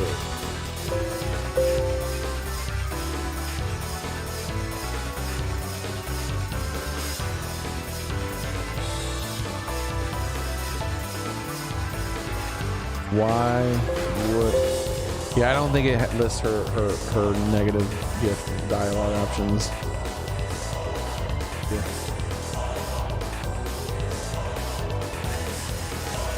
Wait, here we go. Dislike. What, did he change it? Nah, I know. She said like ill or something like that. Hey, you remember my birthday? Oh, this is for her birthday. Oh, I can see. So disliked or hated gifts. And on her birthday though, it says that.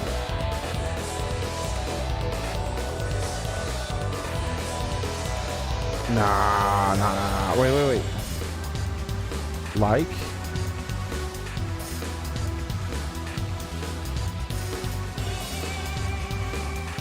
Neutral? Yeah, that's one of the things I remember her saying. What am I supposed to do with this? But no, she says more than that, bro. Yeah, what were you thinking? This is awful. Nah. There's more than that. I remember her saying like stuff like it was gross, basically. I'm being bamboozled here. He changed her dialogue or something up. Because this isn't that bad. I wouldn't dislike this much. Especially if it's only for these two items, which I for sure did not give her either of those things. Well, I might have given her the clay.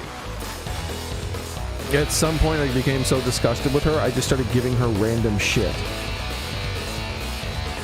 And when I mean like random shit, I mean like random things that were just like garbage, like nothing.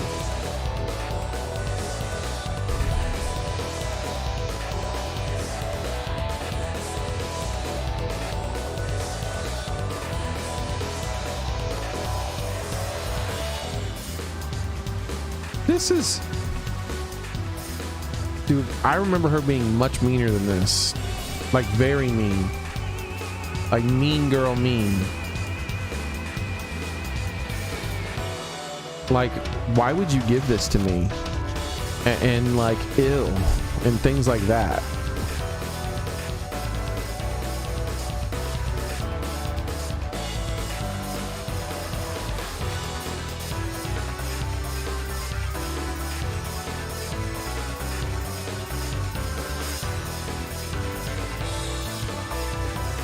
And that was most things I gave her too. This is showing like a really small list of disliked things. Like, this is a really small list. 2 items on the dislike. 2 items on the like. All universal hates.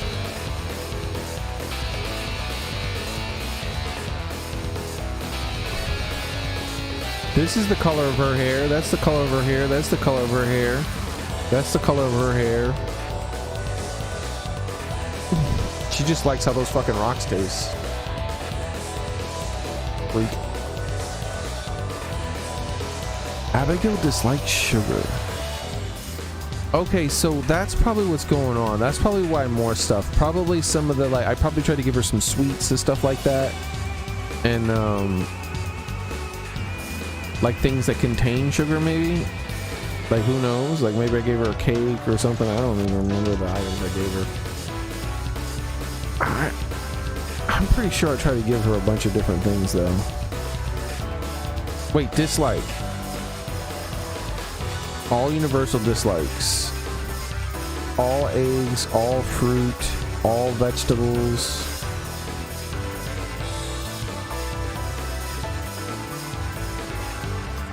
Bro. Hold up.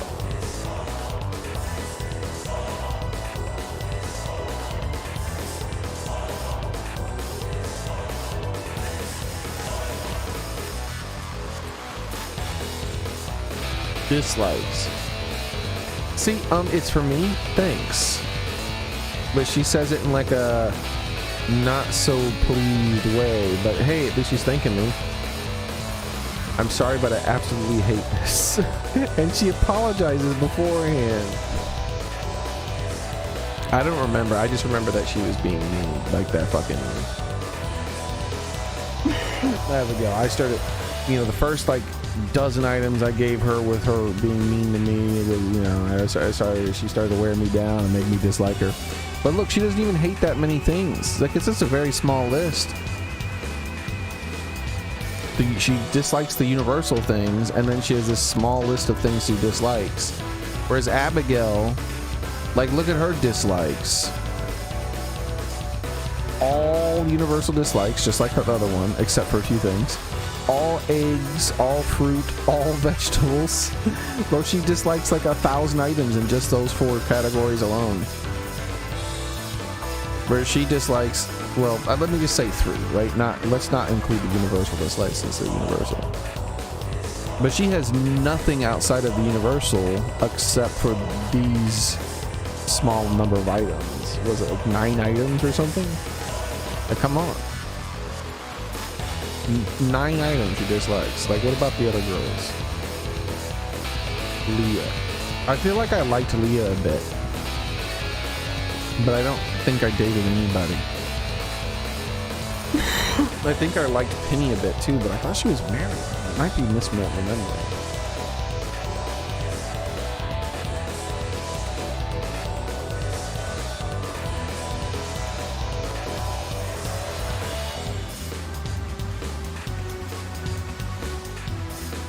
Forgeable items, that makes sense. All gems, ooh. Except for diamonds and prismatic shards. Wow, she's a pricey girl. Around her mother's alcoholism, yeah, that's crazy. That's funny. She dislikes all gems except for diamonds and prismatic shards. Just the most fucking expensive things you can find. What the fuck?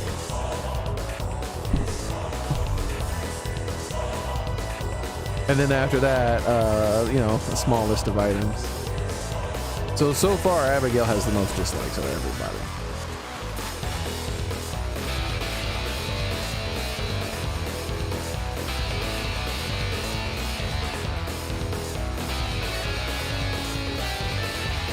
I don't remember it being too hard to figure out what people liked, except for Abigail. I think Abigail was the only person who I never figured out what she liked. I think I had to look it up. I could be wrong though. Oh, is this for me? I'll just put it over here. Look, a small list of dislikes. Small list of hate. Haley and Emily are the last 2. Oh, dislike. Look at, oh boy. All eggs, all fruit, all milk, all vegetables. Okay, Haley. I never liked Haley that much, but I bet you her likes are easy enough to figure the fuck out that I didn't care.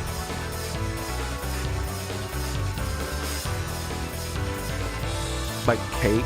Okay.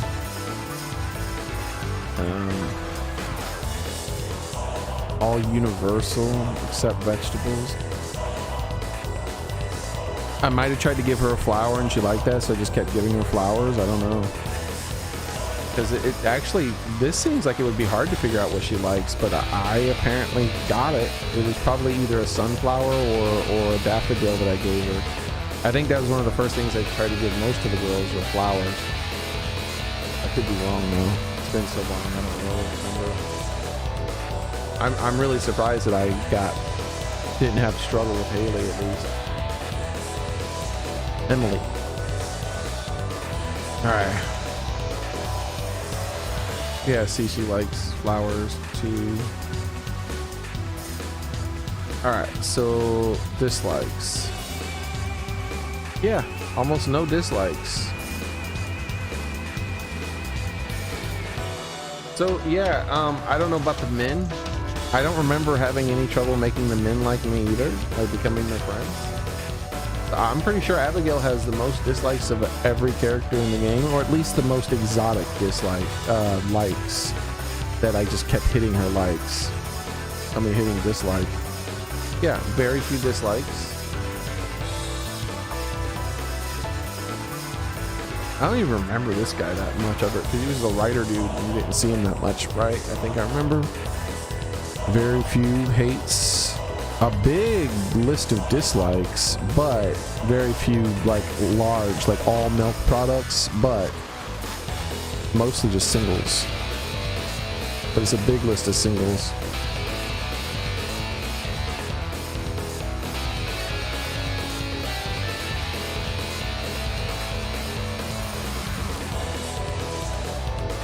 Very small list, lots of singles, but like no big multi thing. Oh, here we go. Oh wow, he has a lot of exceptions for the universal dislikes, damn. And then all vegetables except for 4 exceptions, or 3 exceptions. Sebastian.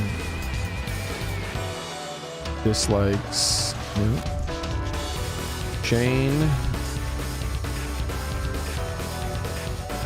That settles it. She's the most picky ass character in the game.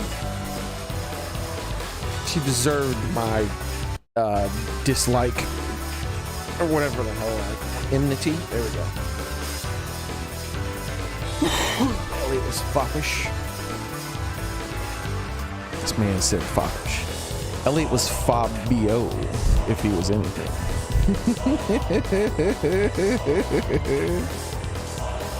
Fabio.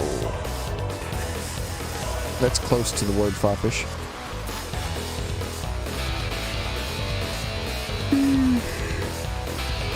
Look at me making references to 90s things. Fabio was a 90s thing, right? Fabio. I forgot how this dude looked.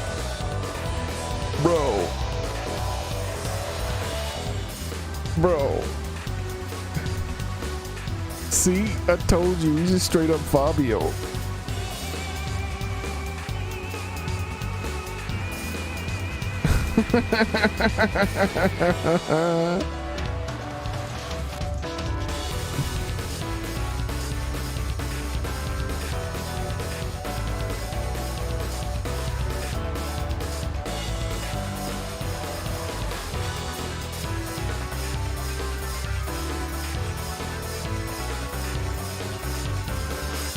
A dirty peach hippie, but he was a writer too, right? Come on, man. A writer could be a dirty beach hippie and still be successful.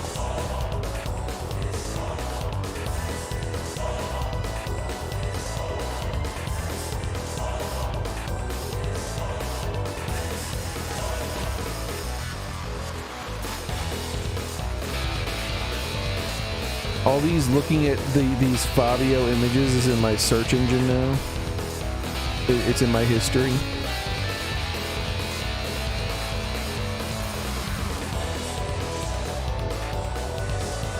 They're gonna be like, oh man, he must be like a 40-year-old woman.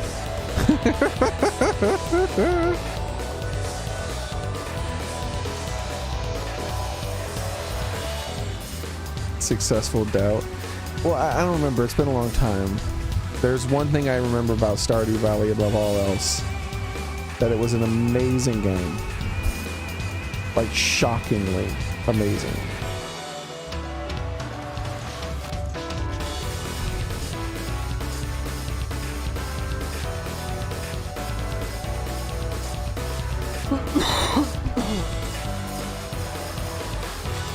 Like, I really liked Stardew Valley when I played it on, I believe, the Super Nintendo or this PlayStation. I can't remember. It's been too long. And unlike modern video games, when I play like a modern version of a game I used to play, There are very few exceptions to this, but most of them are just worse games. Most video games that come out nowadays is like, oh hey, let's re-release Final Fantasy VII, right? It's gonna have better graphics. It's gonna have a pseudo action turn-based combat system and all this other stuff. We're gonna modernize it and add a bunch of cool stuff. And I was like, wow, it looks really good. And then I played the demo, and the demo was basically the intro to the game, the intro to the original Final Fantasy. And I was like, wow, this seems like it's gonna be good.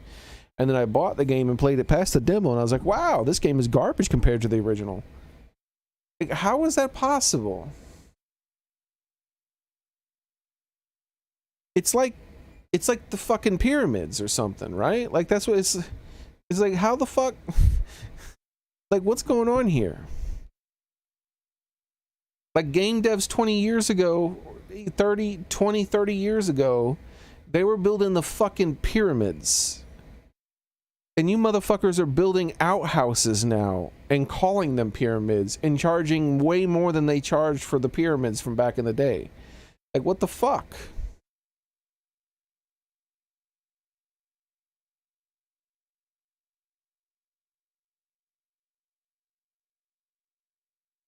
And also, like, don't, that's one thing. You know, someone might be watching this after the fact. I think I've already told you guys this plenty of times. I'm going to bring it up just in case someone one day watches this after the fact. Yes, video games are more expensive now than they used to be. Yes, consoles are more expensive now than they used to be. 30 years ago, video games and consoles were way cheaper, even adjusted for inflation. It's a fucking myth that they were more expensive. That's a lie. That is a lie that people propagate, and it's fucking stupid. A good example is that the PlayStation, when it first came out, was $300. Adjusted for inflation, that's a lot of money. 1 year later, it was $200. Oops. Adjusted for inflation, that's cheaper than modern consoles. 1 year later, it was $150. Well, now it's much cheaper than just about any console. Like, how much does the PlayStation 5 cost 2 years after it released? Because the PlayStation 1 2 years after its release was $150 fucking dollars. That's how modern consoles used to be. Literally a year after their release, they would drop down in price by $100 or more. And guess what? The majority of the sales did not take place when the console first released. Over 90% of the vast majority of consoles that were released back in the day, over 90% of the sales, normally over 95+% of the sales, took place after the price drop started.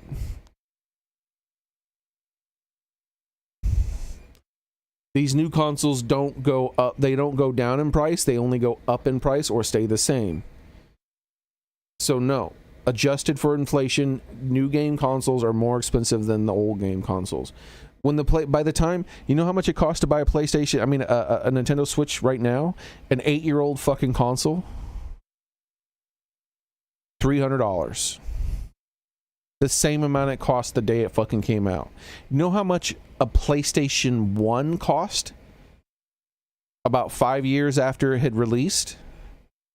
$50. You could buy a PlayStation 1 for like 5 years later for like $50 fucking dollars. And it was smaller and more and portable. And it was like $50. And you could buy them used for like 20 something.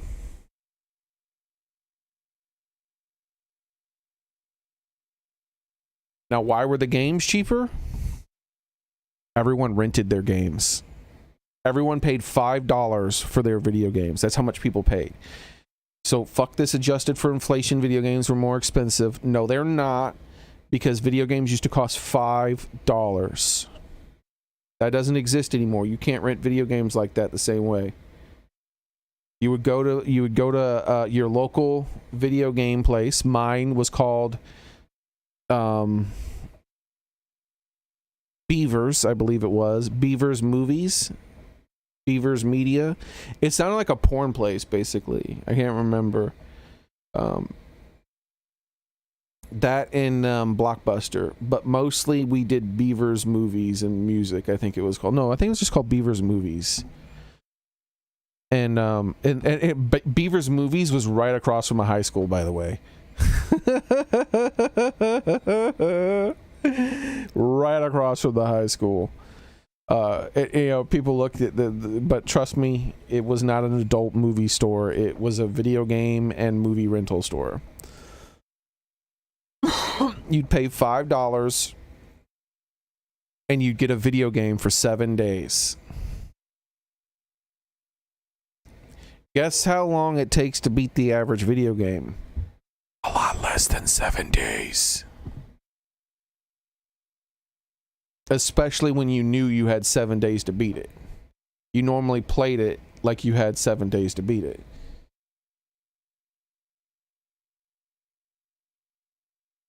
And then there were the exceptions to that. So what it would be is that 90% of your game library was made up of rentals, meaning once a week you paid like $5 for a fucking game, and you got that game and you played it and beat it and you were done with it.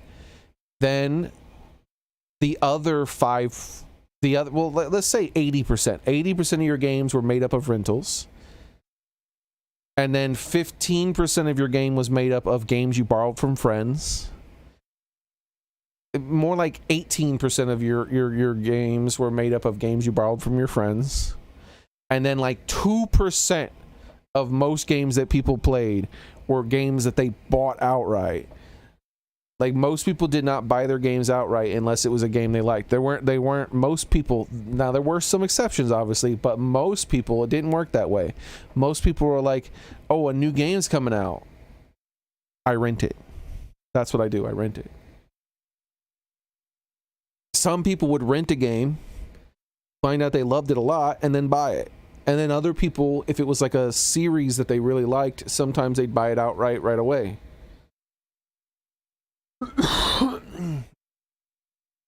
Like Final Fantasy VII was one of the only games that I did, was one of the very few PlayStation games that I bought full price outright. And I didn't buy it, my mom bought it for me.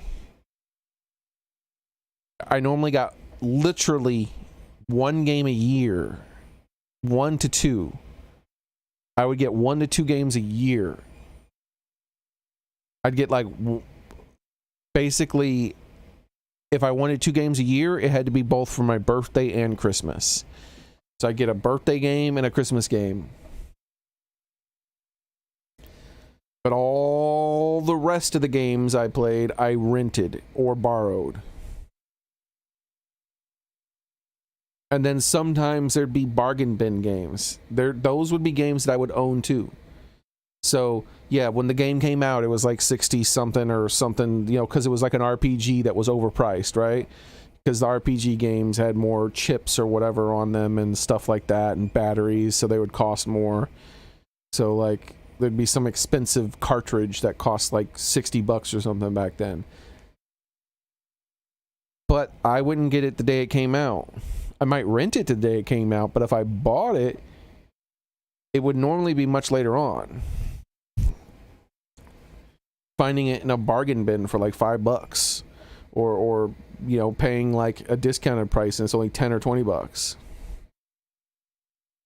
The vast majority of people paid way less for video games now back then than what they pay now. The video gaming hobby is far more expensive than it's ever been. Way more expensive.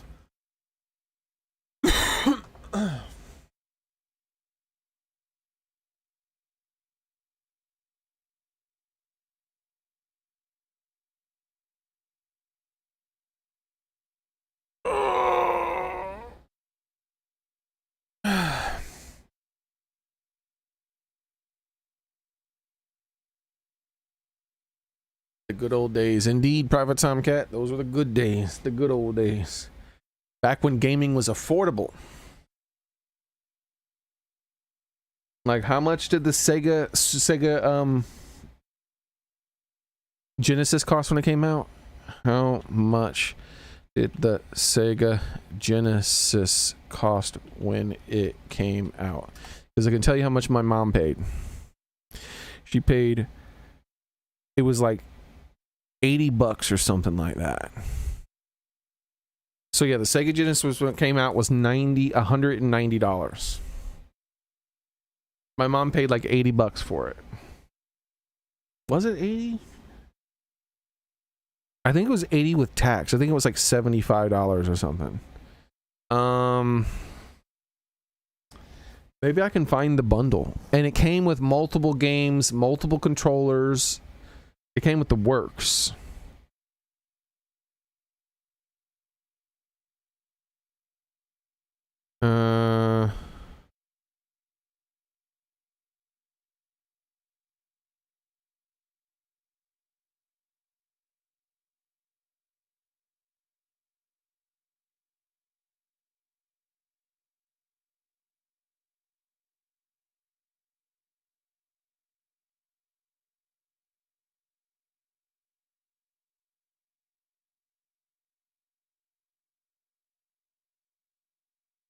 Images.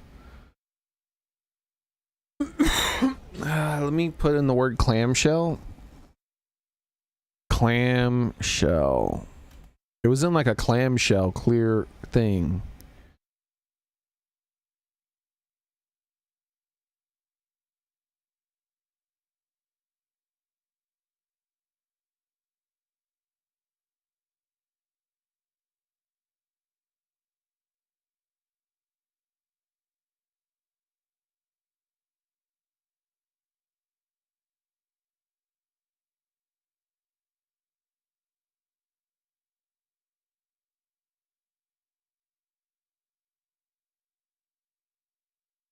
I'd have to ask her. I think she paid like $75 plus tax.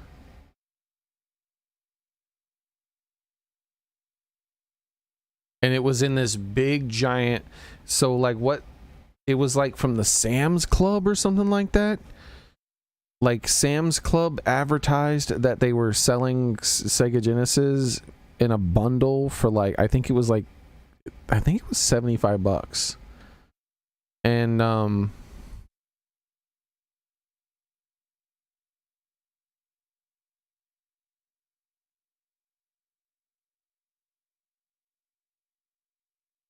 she asked me if I wanted that for my birthday or something. I don't remember what it was that what I got it for. And so she borrowed her friend's Sam card, or she went with her friend. I don't remember that either. I really don't remember a lot of the details, but there's one thing I remember very clearly, and that is holding, and it was surprisingly heavy, I thought, holding the giant, because it wasn't like it was like in a blister pack or something, like in a clamshell blister pack. Blister pack, I think, is another name for it. No, it wasn't in a box like this. Welcome and thanks for following, little dweeby. Alright, let me see. Let me take out some of this stuff and see if I can find Sega Genesis blister pack and clamshell. Add those to the search engine. Oh, clamshell is the name for the case. That was not what it was called. So clear package, maybe? Clear package.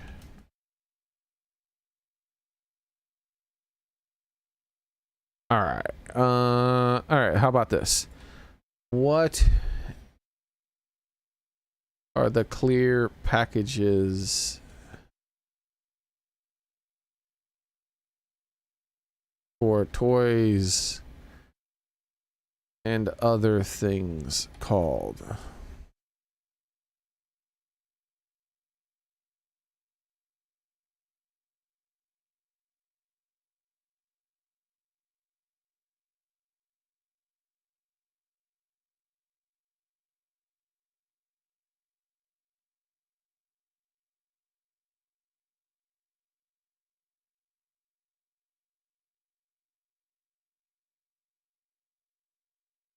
Any of you guys remember what they're called?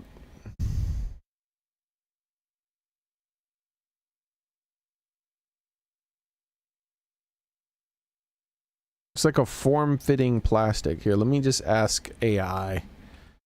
It's the answer to every fucking solution now because search engines don't work. And I'm too old to remember things now. What are the clear packages for products that are hanging on shelves in stores called?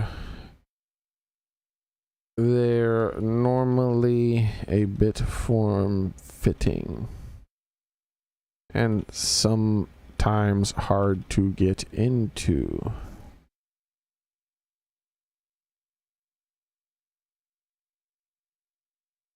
Yeah, the original Nintendo. I think the original Nintendo was actually more expensive than that when it first came out. I could be wrong. But it very quickly went down in price.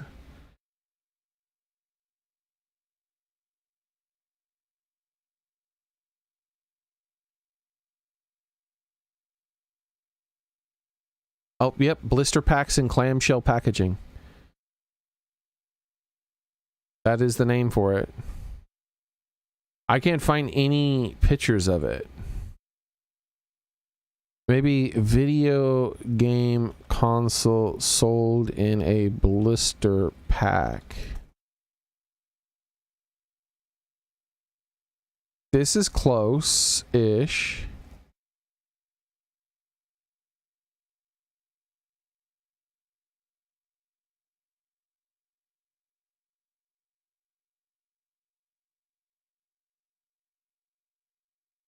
Like, you see how this is? Something like this, where it has like a bunch of games and it's the console right there, and then this is something, I don't know what the hell this is, it's too blurry.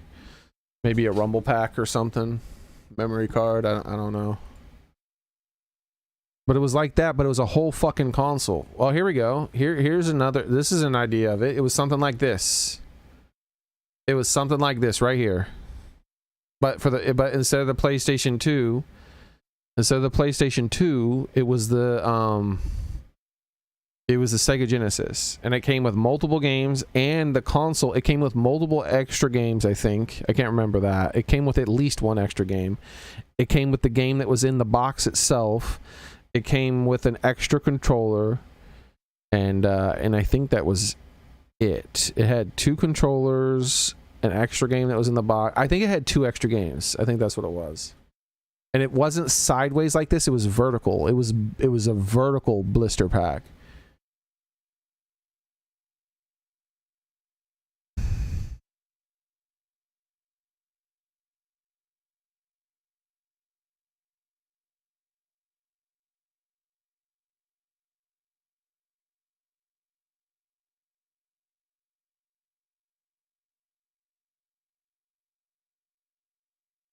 And I feel like it was more form-fitting, by the way. I could be wrong. I don't feel like it was in a box. I feel like it was more form-fitting. Well, that one was actually form-fitting, the PS2 one.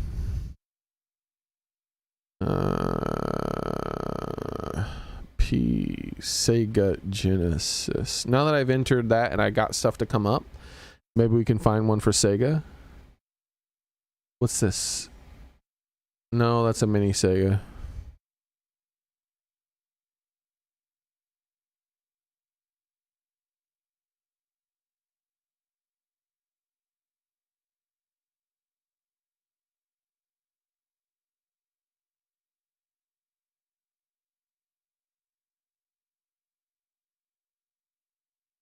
Yeah, I can't find it.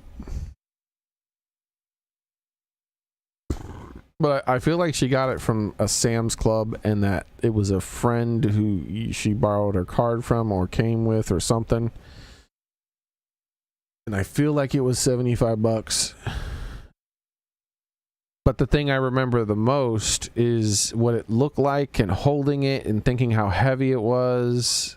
More than I thought it would be, at least, because there was so much in one package, right? It wasn't just the console itself, it was the console and all that extra crap. And And then I remember almost throwing up. I got so excited.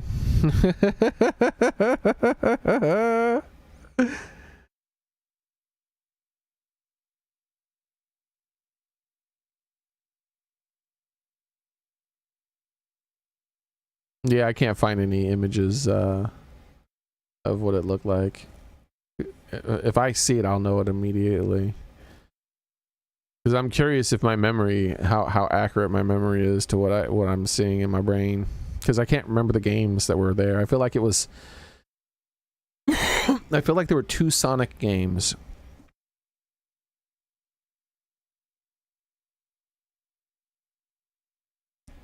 Oh, you know what? The second Sonic game might have been Sonic and Knuckles, like the DLC. But there were like multiple games beyond that. It wasn't just the 2 Sonic games. There was something else too. At least one other thing.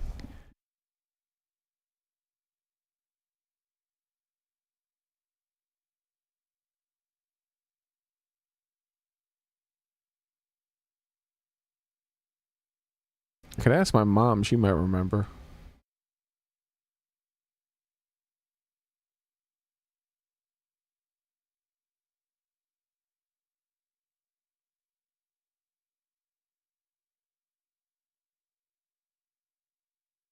Sam's.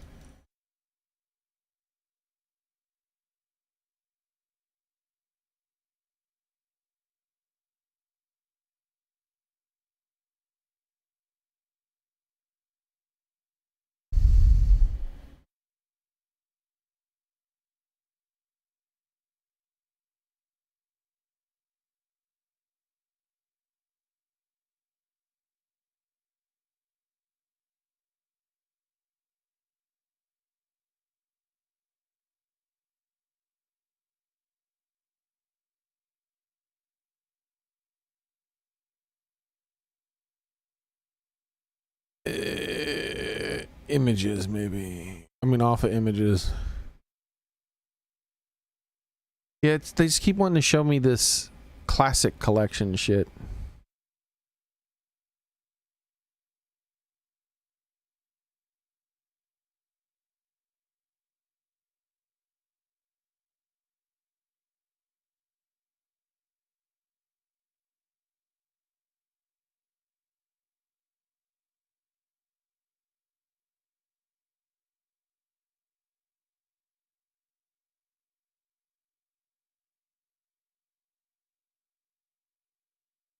Oh well.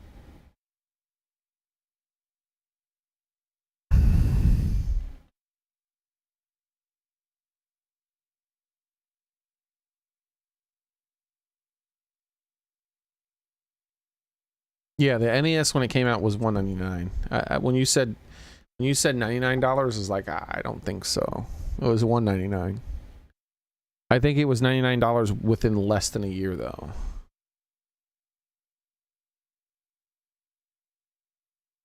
How soon after the launch did the NES drop price?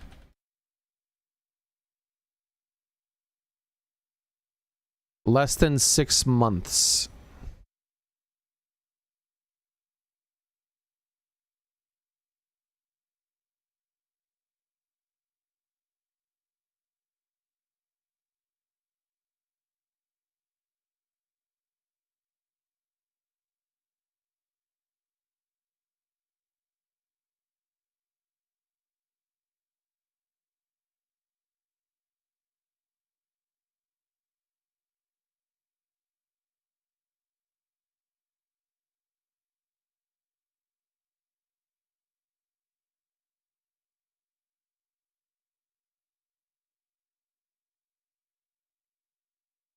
I mean, look at these prices, dude. This is the kind of stuff I'm talking about. And like 95% of the sales took place from here down. Like from there.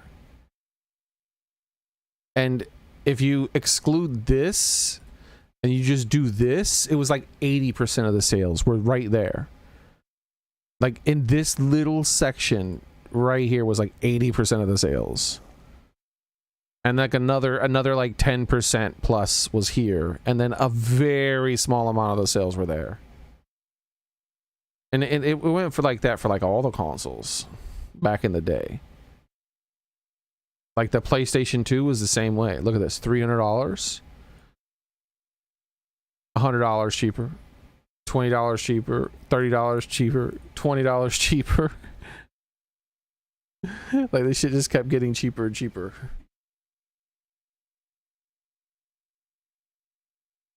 N64. Look at it. $199 a year later.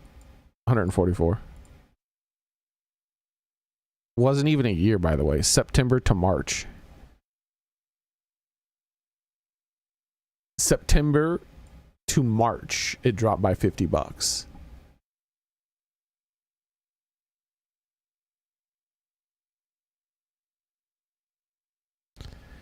Was there a...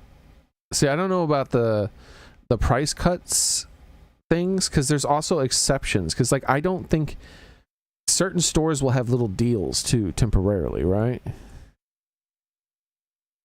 But yeah, launched at 200, 140. I'm pretty sure we paid like 75 or some shit like that. I don't remember.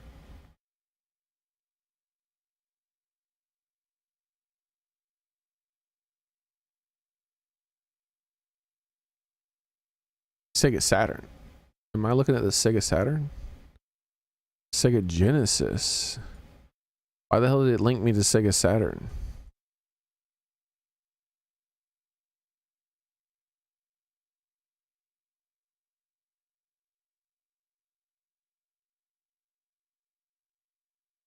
The Dreamcast.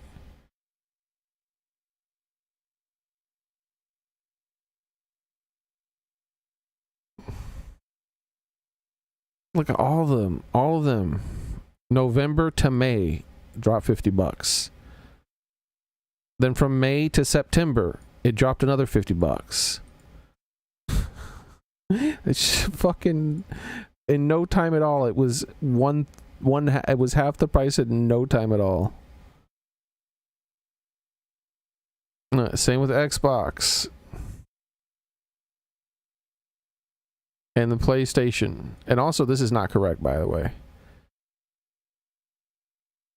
I remember it dropping. I remember I didn't get it at that time, but I remember it being a lot cheaper, a lot faster than this.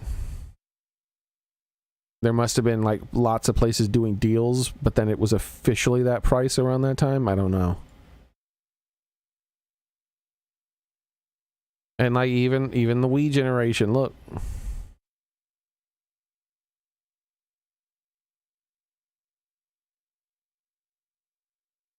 The PlayStation 3, same thing. Did very horrible when it first came out because look at the fucking prices. No one was going to buy that shit. That was way too expensive. But then, next thing you know, they offered the $600 model for the price of the $400 model. I mean, for the price of the $500 model. So they discontinued the 20 gigabyte model and then sold the $600 model so they dropped it by $100 basically in a year. And I say that November to April. It's not really that much. And then, well, look at this. Where was it? They introduced an 80 gigabyte model. They charged more that nobody bought. So they immediately dropped the price of the 80 gigabyte model. This is all in 1 year, by the way. This is still only 1 year away. And then they're like, okay, you know what? People still aren't buying it. So in that same year, we're still in the same year. They're like, you know what? We'll sell a 40 gigabyte model for $400 now. Come on, someone please buy our fucking console for $400. It still wasn't selling that well. So then guess what they did? Right around here is when it finally started selling well-ish. not super well. But when the PS3 Slim came out and they started selling it for only $300, all of a sudden people started buying it for some weird reason. Like, whoa, people are buying our console.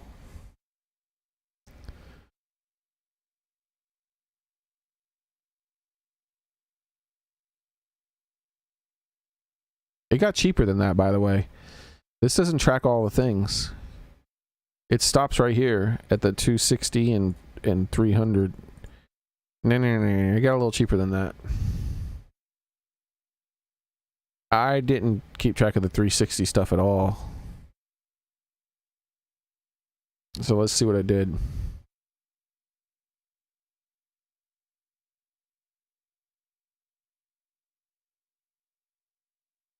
So 20 gigabyte was 300 now, 20 gigabyte, well, 400 now, 20 gigabyte is, oof, yeah, that one didn't drop that much. Well, that was discontinued. Where was it? 20 gigabyte. Okay, 400 to 350. There it goes. There's the price drop by $50. Then another $50, $80 discount, $50 on those, $100 discount. So yeah, they're doing their discounts. And that, I think it was around this era that the discounts started not happening as much. Well, they weren't happening that much for the 360 too, it looked like, but they were happening still.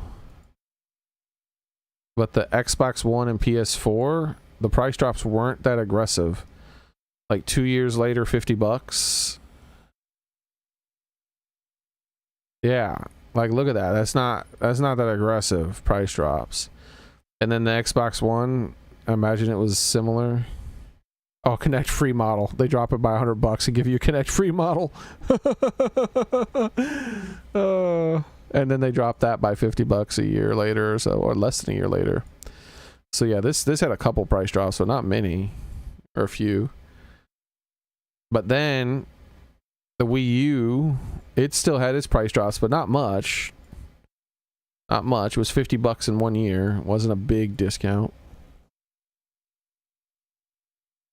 And notice that we're not getting any price drops on other generations because they don't fucking drop in price. The Switch was the same price forever, and the PlayStation 5 went up in price. The Xbox has gone up in price.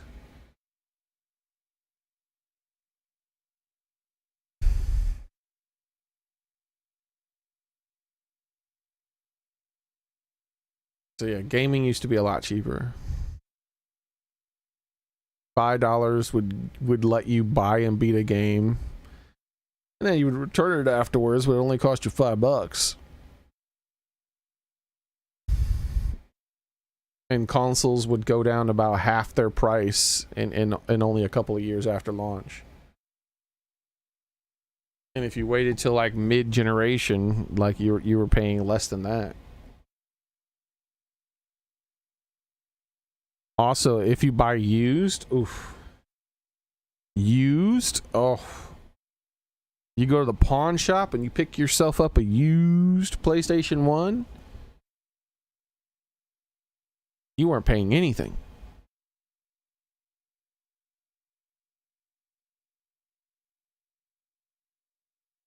I remember that's how I got, like how much, like this is I think Final Fantasy 2, which was it? Final Fantasy 2 USA Super Nintendo. I need to look at the cart. Images. Yep, this is it.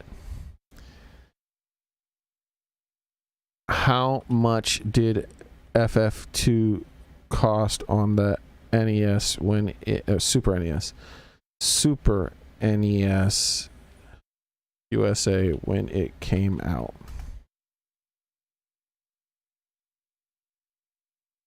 I'm pretty sure this is one of those examples of very expensive fucking games.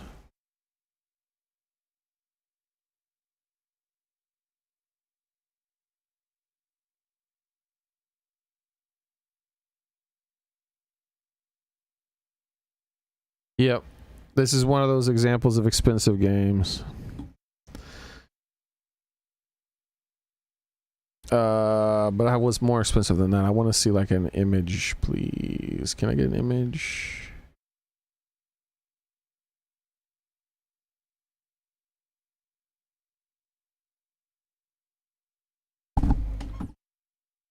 No, that's not it. I think it was probably like an $80 game, $60 to $80 game. It was fucking expensive. You know how much I paid for it? Well, nothing, because my mom bought it for me.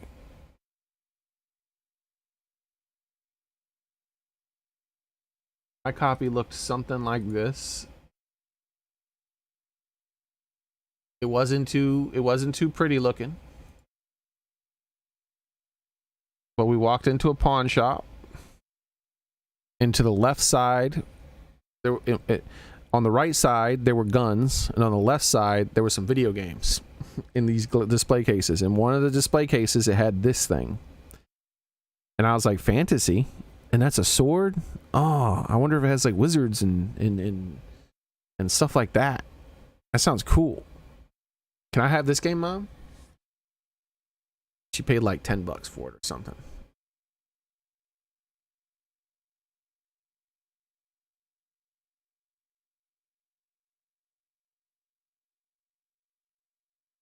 And that wasn't like late in the console life. That wasn't when the fucking PlayStation was out and all that other stuff. No, that was when the Super Nintendo was my main console. So no, that shit wasn't like a $60 to $80 game. It was like a $10 game.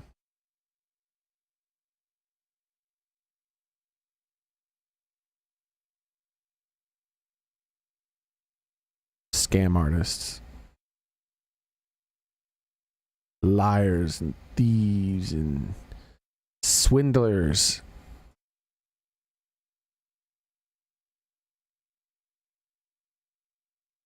Don't let anybody tell you gaming is cheaper now or cheaper now. It was always cheaper back in the day, except for the day things came out. But very quickly it became cheaper than stuff is now.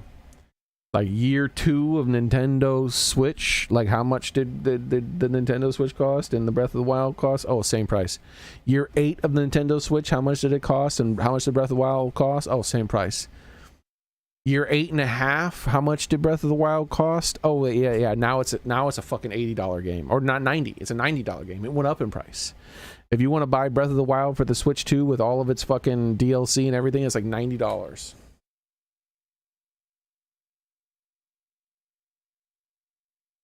Can you fucking believe that the Switch 2 version of the game does not come with the DLC? That's insane.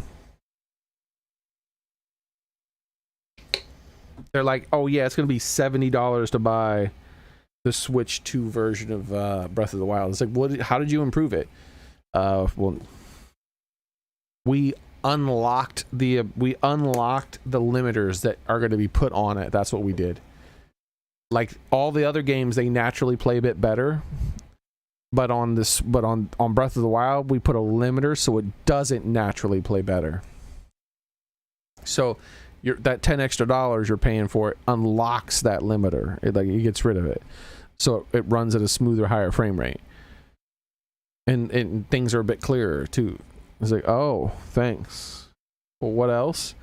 There's some director's commentary. Bitch, is that it? Yep. Well, okay. Well, at least it includes all the DLC, so it's not $80 like with the $60 game plus the $20. No, it doesn't include the DLC. It'll be $90 fucking if you want the DLC too.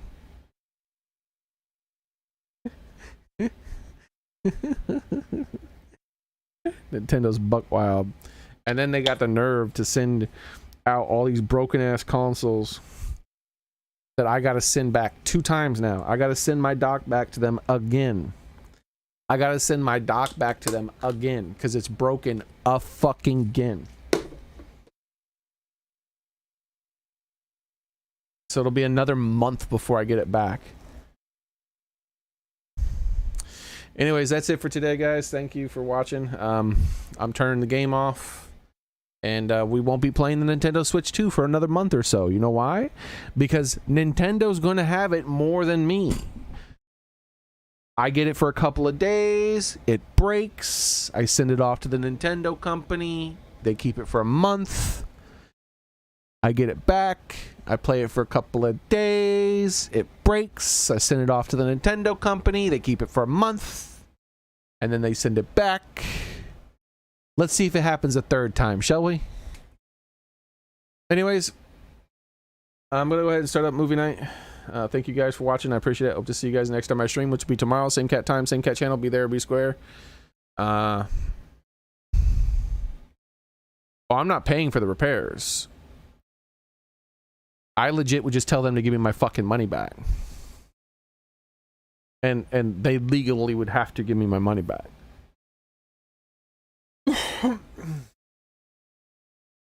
The reason I don't return it, there's literally only one reason I don't return it, by the way, is that it was a gift.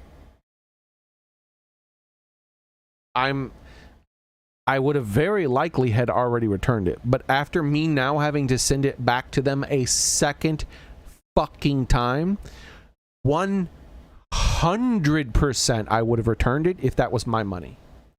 If that was my money and it wouldn't be me returning a gift basically and getting other people's money that they gave me specifically for that, then it'd be different. If that was my money I spent on that, I would have told Nintendo to go fuck themselves and got my money back. But instead, I'm shipping it off to them again and hoping that the third time's the charm. And I'm going to make a hate video explaining how fucking horrible my experience has been with the Switch 2. And how I'm pretty sure the Switch 2 has a red ring of death problem. Not that the Switch 2 breaks and doesn't work completely, but that there's components in it that are as likely to break as the red ring of death was for the Xbox 360. As in, probably like a 50% failure rate. I just think that most people haven't noticed because most people don't use that feature on the Switch. I need to use that feature, and therefore I notice that it's fucking broken, and so I gotta send it off to get it fixed. Because, I mean, what are the odds? If it's not a common issue, what are the fucking odds that it happens to me 2 times in a row?